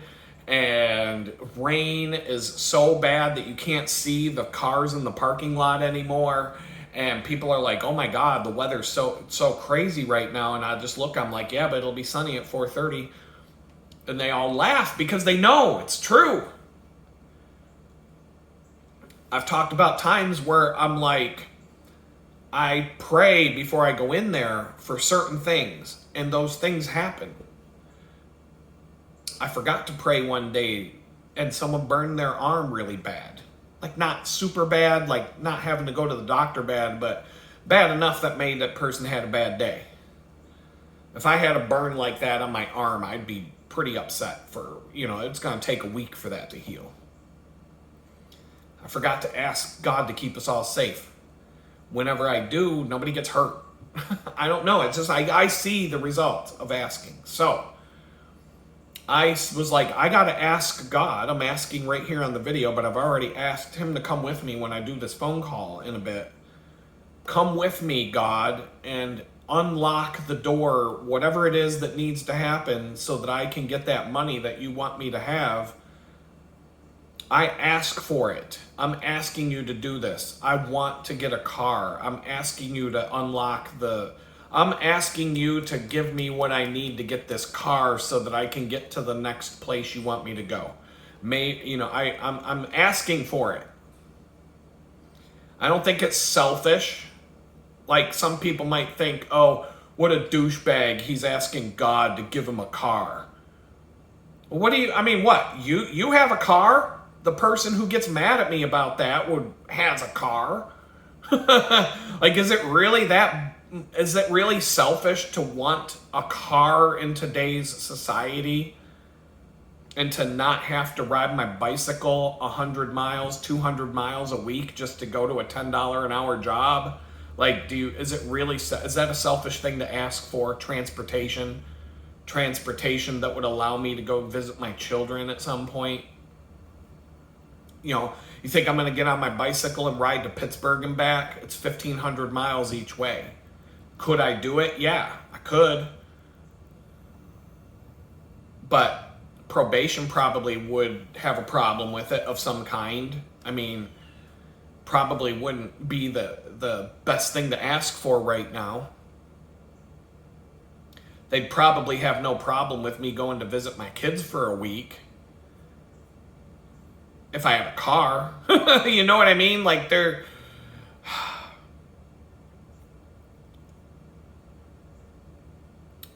So anyway, it says, you receive the healing that flows naturally from my presence, whether you seek it or not, but there is much more available to those who ask.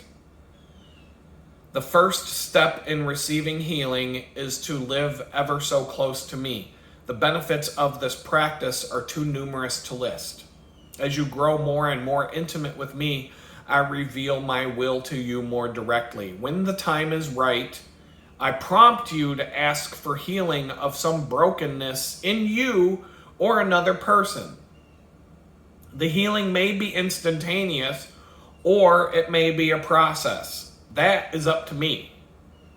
Your part is to trust me fully and to thank me for the restoration that has begun. I'm going to stop there for a minute. So yesterday, I feel like some things happen when the time is right. Like this money, that if it comes my way, I'm going to believe that the timing, the weirdness, there's a lot of stuff that goes with this. I got a random text message from a number that felt like I recognized, but it wasn't in my contacts, so I didn't know who it was. And I just felt like I had to respond to it. And it turned out that it was my old landlord, the owner of my old house. And she showed me a photo of this envelope that she thought was important, that she thought she needed to send me. And so I gave her my address, and it came the day after my phone went haywire. And I'm wondering, how am I going to pay for this? And then I opened this envelope, not expecting anything significant. I thought maybe I had some money in a 401k or something from a job I had for 4 months, or, who knows what. A couple $100. Cool. Not $8,000, $8,500. No, didn't expect that at all.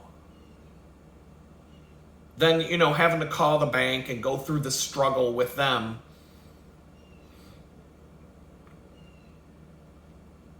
I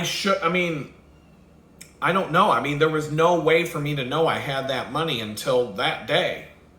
And I feel like when the time is right, how many, I'm not bitter about this, don't get me wrong, but my life, I don't know what would have happened different if I knew about this. That's like, that would have been like that could have helped, that would have given me a place to live.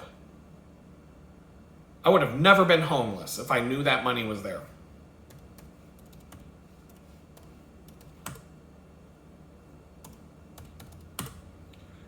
I could have rode off. I could have been 4 to 5 months.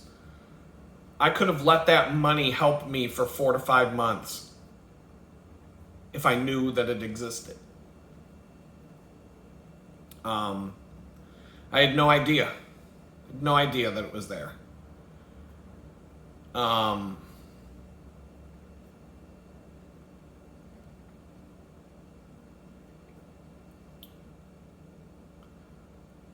Amazing. I'm just blown away. Like, now I'm finding out. And so, but I'm just like, it's almost like I was forced to go through this struggle.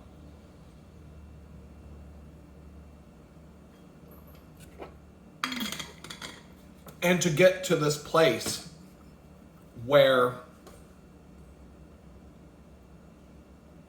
now it's revealed to me that this money's there for me.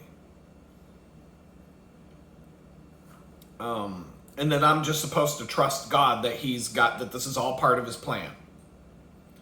And so I'm trying not to expect the worst. Like, this got put in front of me, the answer to my problem right now, which is the transportation issue, is in my hand. Is he going to just take it away from me and yank it out of my hands after he put it there? I can't believe that, but my mind has been conditioned to expect the worst a lot. Just, it's hard to break that cycle, and then I feel like, is this a test to see if I can break past that?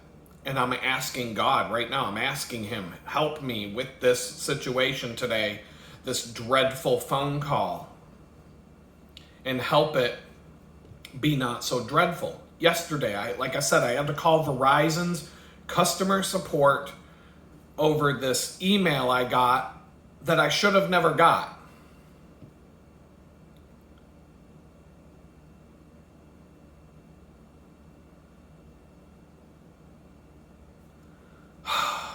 And then I'm just looking at emails. I'm stressed out.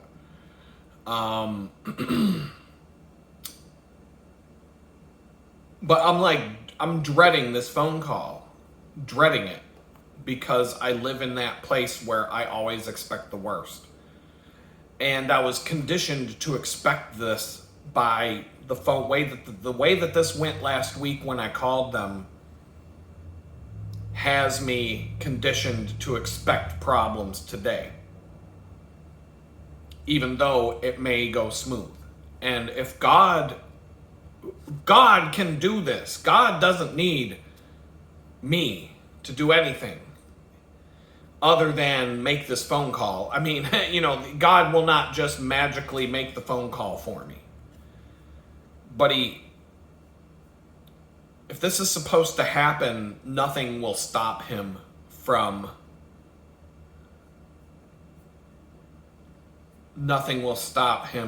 doing it.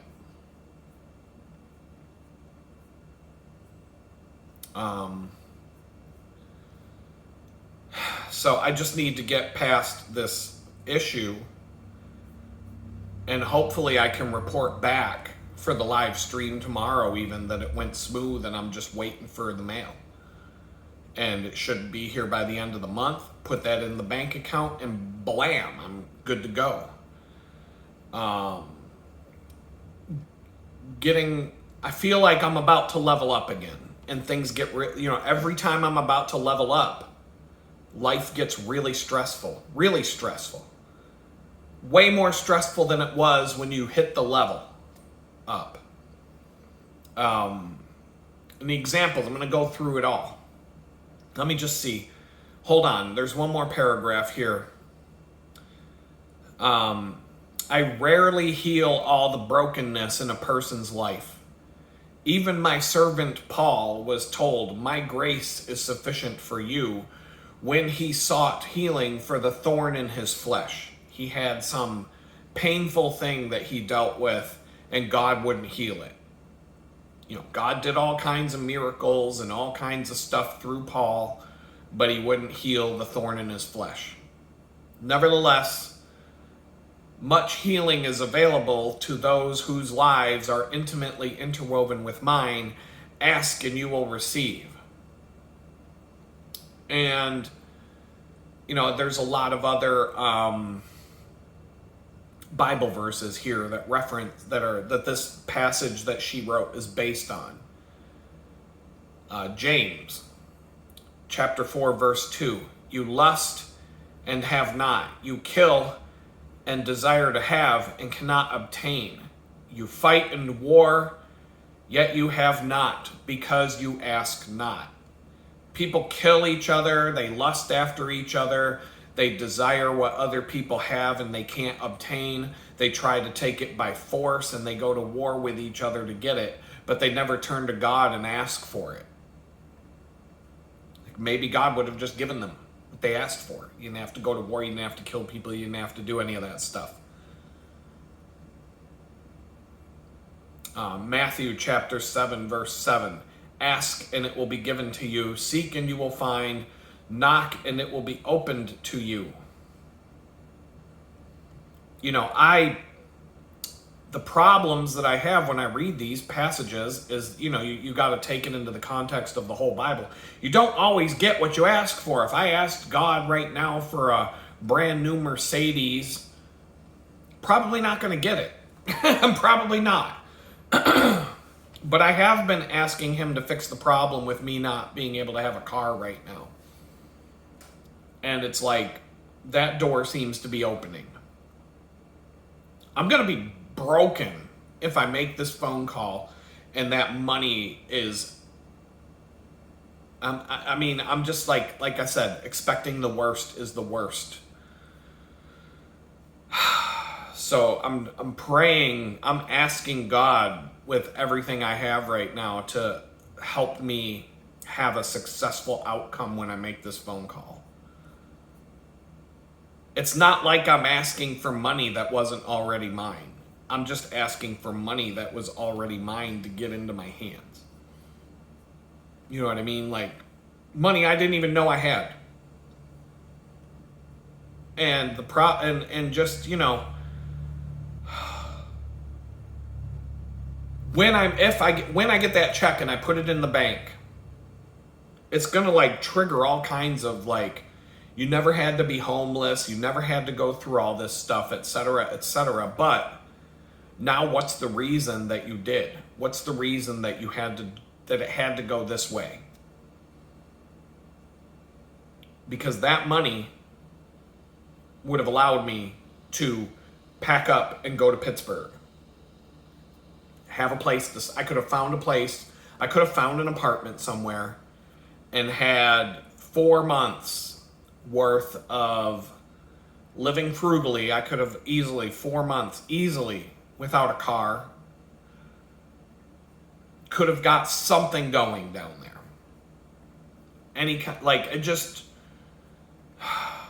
You can't live in the past. What if I didn't, what would have, none of that. You can't do that. But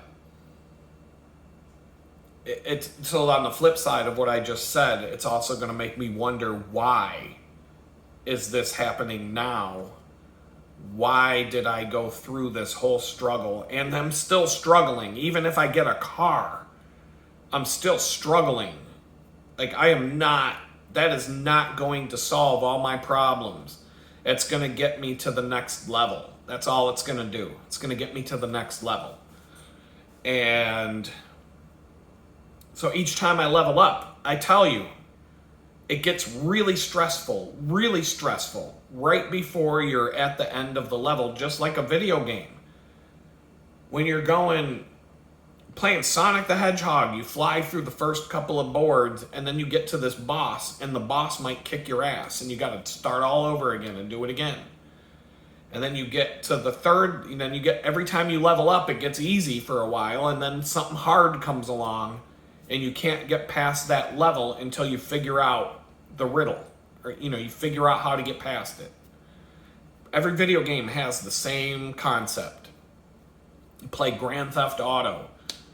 It might be easy for a while, then you get into a shootout where you get killed almost every time. And what you really need to do is figure out how to duck and cover, and you need to get the right guns to win the shootout. And then you get to level up and move on. You might have to go do some other missions, make a bunch of money, get yourself what you need so that you go back to that part that was hard and it's not so hard again. And then every time you level up, you pull off the bank heist, you rob the jewelry store, and it's really hard to get away with it. And you might have to do it like 4 or 5 times before you finally get away with the jewel. But then you have so much money in the bank that you can buy anything you want at that point. Like, that's the point in the game where you've leveled up to the point where you're never going to run out of money now. No matter what you do, you have to be really tight-fisted. And when you play Grand Theft Auto, in the beginning of the game, if you want to get a hooker, you have to, when the hooker gets out of the car, you got to take a baseball bat and go beat her to death so you can get your money back. Because if you shoot her, bullets cost money. And bullets, you don't have any money to waste. So you can't just waste all your ammo on some hooker to get your money back from the blowjob you just got. You got to beat her with a baseball bat because that's free. Now, after the jewelry store heist, it don't matter. There's 20 different ways you can have fun with how you get rid of the hooker after you're done in the back alley, because you still want to get your money back, because it's just, it's the concept of it all. It's just the way it goes. That's how you play the game. But you have to level up before it don't matter. You can just waste ammo on dumb things. But not in the beginning of the game. You don't waste a bullet because you can't run out of ammo when you need it. But once you've got so much money that you can walk into ammunition and just max out all of your guns and just buy all the ammo that they have in stock, and it doesn't matter. You have millions of dollars in the bank. You're not going to run out of money at this point. You can buy every single thing in the store. You can max out hand grenades. You can buy every single thing they have until they won't let you buy anymore because the store's empty, and you can leave. And it didn't even make a dent in your bank account. But in the beginning of the game, you got to figure out, okay, I can only afford 10 bullets. I can't even afford a whole clip. I can get 10 bullets. What do I do with these 10 bullets? You got to treat them like they're the most precious thing on earth, because you might need that to get to the next level. So when I leveled up, I came out of prison. I was on level 1. It was difficult. Just coming home from prison was difficult. They pulled an April Fool's prank on me. They told me I was going home April 1st, and then they were like, oh, never mind, you're going home tomorrow. And then the whole trip home, I got stranded in Bridgeport, Connecticut.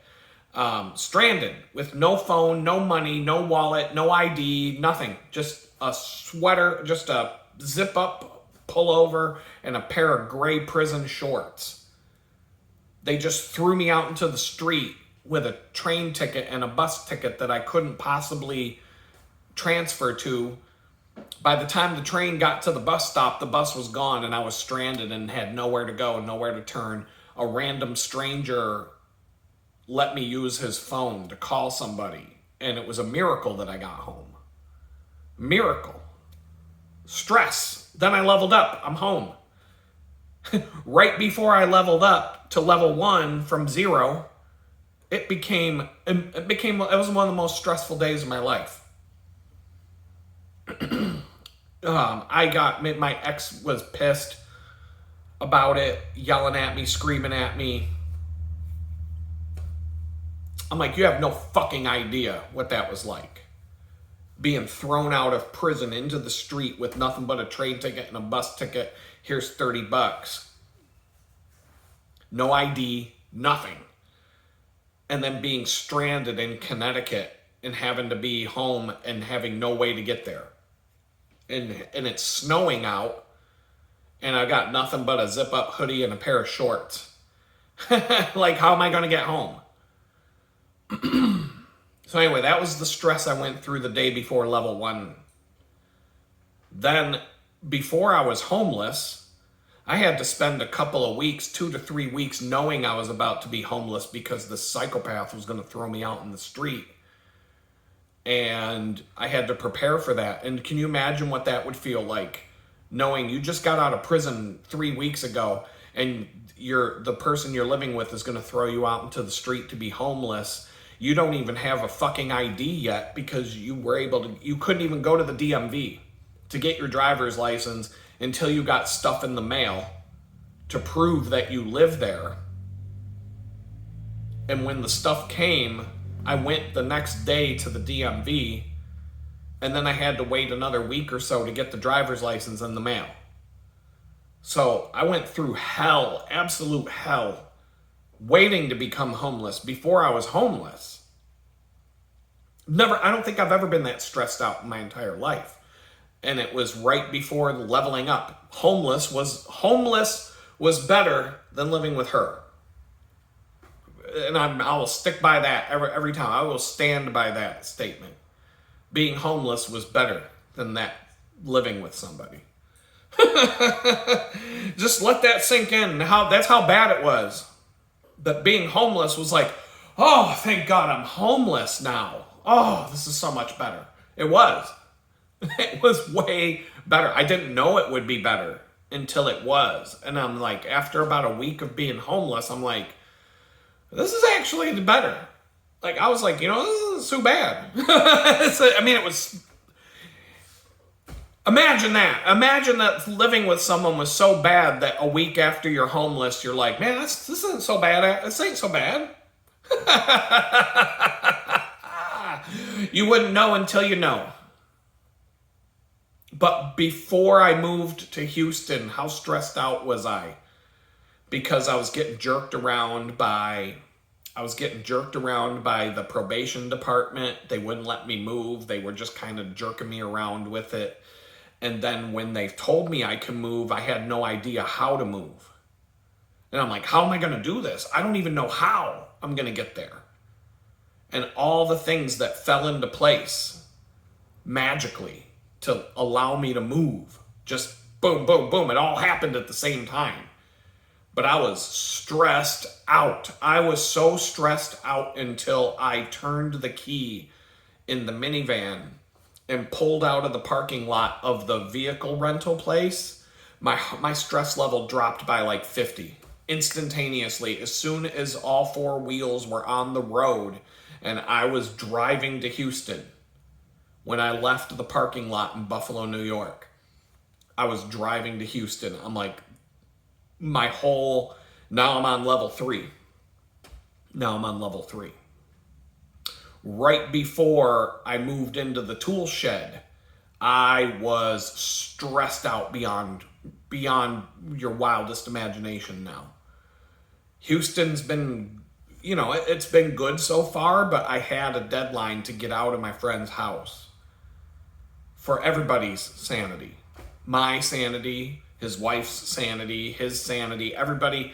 That was a hard thing for them to do. And so it was, had to happen. I had to get out of there. I was really stressed out right up until about a week before as soon as I found a place to move into, and I knew that as soon as it all fell into place, I could breathe a sigh of relief, but I really wasn't. It did not. The move itself was stressful. The U-Haul van fell through. I had to find a minivan at the last minute to rent. Like 15 minutes before. The whole thing was crazy and stressful and way more ridiculously stressful than you can imagine. And I think as soon as I got the minivan and I drove it and I went and picked up I bought a bicycle that day. And I used the minivan to go pick up the bicycle. So I'd have 2 bicycles after I move.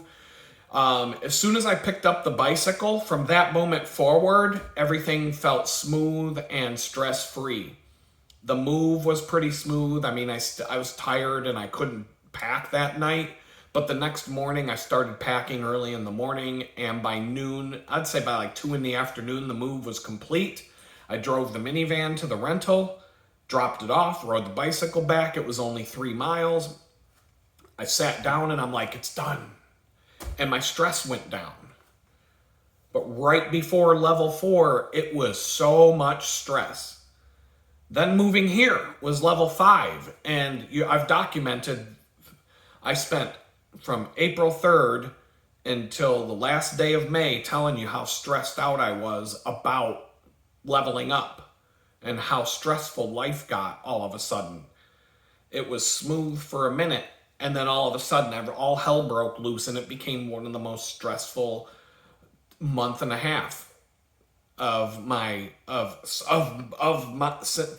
one of the most stressful few weeks I've been through since I got out of the joint. And once again, the level up happened. I got into this place. Everything went smooth. And I got to breathe a sigh of relief, and I've been sitting here kind of relaxed ever since. And now these other things are creeping up. The stress of the bicycling is starting to get to me. This money situation with the stressful phone calls to the bank, followed by the really stressful situation of having to buy a new phone when you have like no credit and everything in your, like the things I had to do to get this phone would blow your mind. Like the ridiculousness of the process of what I had to do just to get this new phone.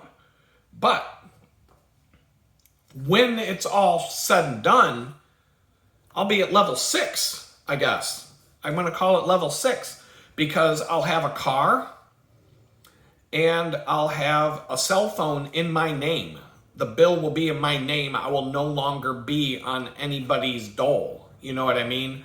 Now I'm on my friend's family plan. He says it costs him like $25 a month for me to be on his plan. So he's like, and it's an old phone that he was, he just had in a box. He was like, here, I'll send you this phone and put you on my family plan. That's all he did. And, but it was not just that, but I lived with the guy for 4 months. So, I mean, the way that they helped me was just, fuck, man, you can't. That's a good friend. That's a friend for life. And we've been friends for a very long time. We've had our beef here and there, as long-term friendships will probably have at some point. But you can't.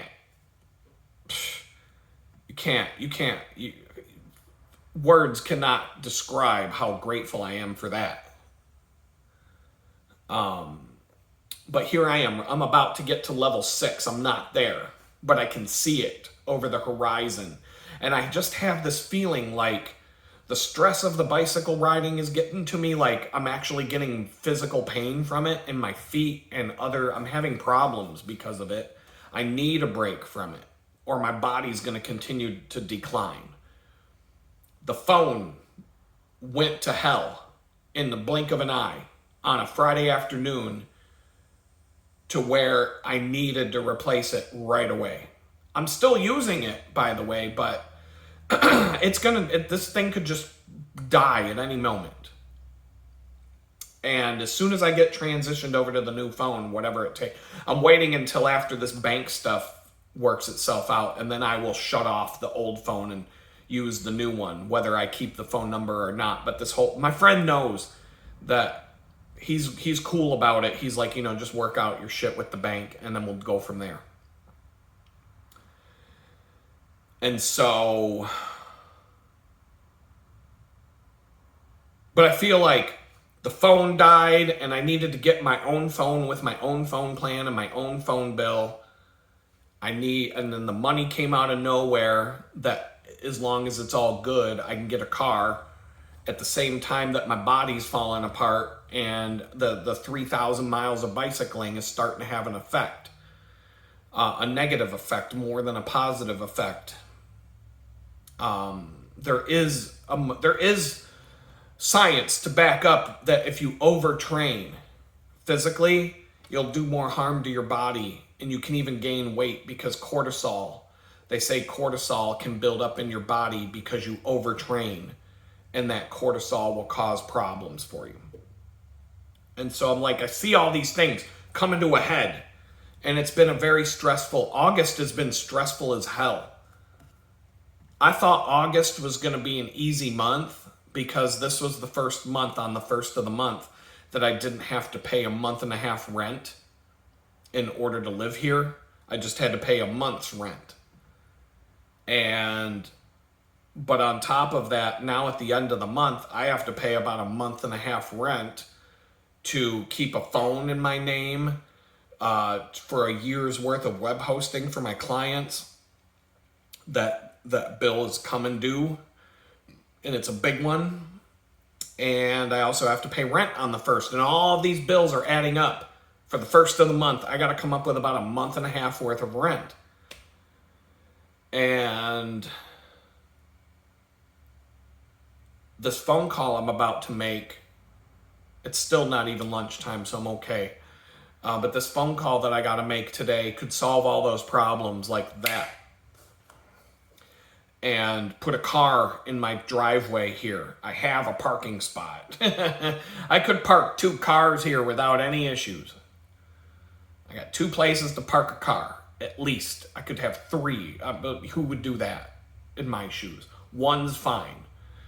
But I can get a car and my own phone bill, and I'm completely on my own, and I have mobility and all these things. And this could all happen within a few weeks, and boom, level 6. I mean, that's got to be a level up. It'll be the first time I've leveled up without having to move. Moving into an apartment with a psycho, being homeless, moving into a homeless shelter, moving into my friend's house, moving into a tool shed, moving into a tiny, single wide apartment / house thing, whatever this is called. I don't know what to call this place. It's not an apartment. It's not really a house. It's not a trailer. It's not a tiny house because it's bigger than that. You couldn't fit that fridge in a tiny house. It's too big. I don't know what to call this place, but it's a place. I live here. It's good. Good enough. Good enough. But that's 5 levels of having to move every time I level up. Level 6 will be the first time I leveled up and I'm sitting in the same spot. So getting a good job, like a job commensurate with my experience, would be another level up. Maybe that's level 7. Some people are saying if you got a pardon from Donald Trump or you got early release from probation, that's a level up. There are certain things, maybe I'm gonna, but every time I level up, I go through a lot of stress. And this time is no exception. It's different. It's different than the stress I went through before moving into this place. It's definitely not as toxic as that stress was to me. But it's definitely, I'm feeling it, and that's why it feels like I'm about to level up. Because I've got to there's some boss at the end of level 5 that I've got to beat. I've got to slay the dragon. I gotta jump over Bowser and jump on the hatchet or whatever it is that you do to get to the next level. I gotta bounce off of Mr. Roboto or whatever his name is with Sonic the Hedgehog and not lose all of my rings so that I don't die. I gotta bash him like, what, 4 or 5 times with the ball that swings back and forth. I can't get hit by that. I don't even know. Like, I gotta figure out how to beat this boss, and I don't even know exactly who the boss is, but I gotta beat him. And I gotta get to level 6. Even the money, getting the money in the bank isn't fully there. It's just the first step of, then I gotta go get a car. And I gotta beat the auto dealer or the private seller. I gotta find a car that's not a jalopy that'll get me where, like that can be a problem. That can be a hassle. I'm hoping that God just puts the car in front of me that he wants me to get and makes it so that I don't got to think about it and it just happens. Whether it's the car that the guy wants to send me from California or a different car, whatever it is, it all starts with this phone call today. And here I'm sitting here for over 2 hours talking about all this stuff, not making the phone call, but I'm there. I'm feeling a lot better. I've got my coffee in me. I've woke up to the day. I've stalled enough. I'm going to go chill for a minute, get my ducks in a row. I got to have some notes in front of me. I got to have this thing in front of me. I got to have it all prepared before I make this phone call. A pen in my hand so I can write things down, all of it. And I'm hoping that I'm asking God to just make it seamless and easy and just make it work. Whatever obstacle could get in the way today, just please remove the obstacle. Just make it so that all I have to do is call, say I want a check sent to me, have them say, okay, sir, we'll have it in the mail. You'll receive it in 10 days or whatever it is, and have a good day. Please don't turn this into a 2-day long ordeal where I have to make 15 different phone calls and fight them to get this to go through. That's what I'm praying for. That's what I'm praying for. Praying for I pray for other people too. There's a lot of people I work with who are going through things that are worse than what I'm going through in some ways. And I don't lose sight of that. There are people out there who are hurting a lot more than me right now, even though I'm struggling. So, I'm just asking, today I'm asking for help with this. I would like to be in a position someday where I can help people. I'm not. I can't take care of myself right now. I don't know how to take care of anybody else. Then I got to get in a position where I can at least take care of my own kids. One of them's a grown adult, but if you have kids, you're always going to want to take care of them, even though they're adult, even if you have an adult child. If you have kids, you know. If you don't, you don't.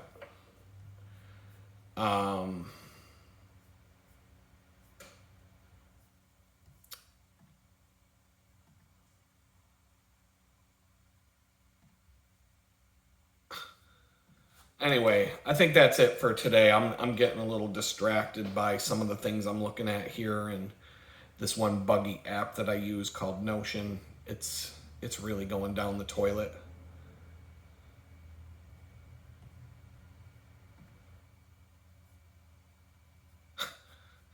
Wow. I'm going to have to blast them on Twitter for this bug.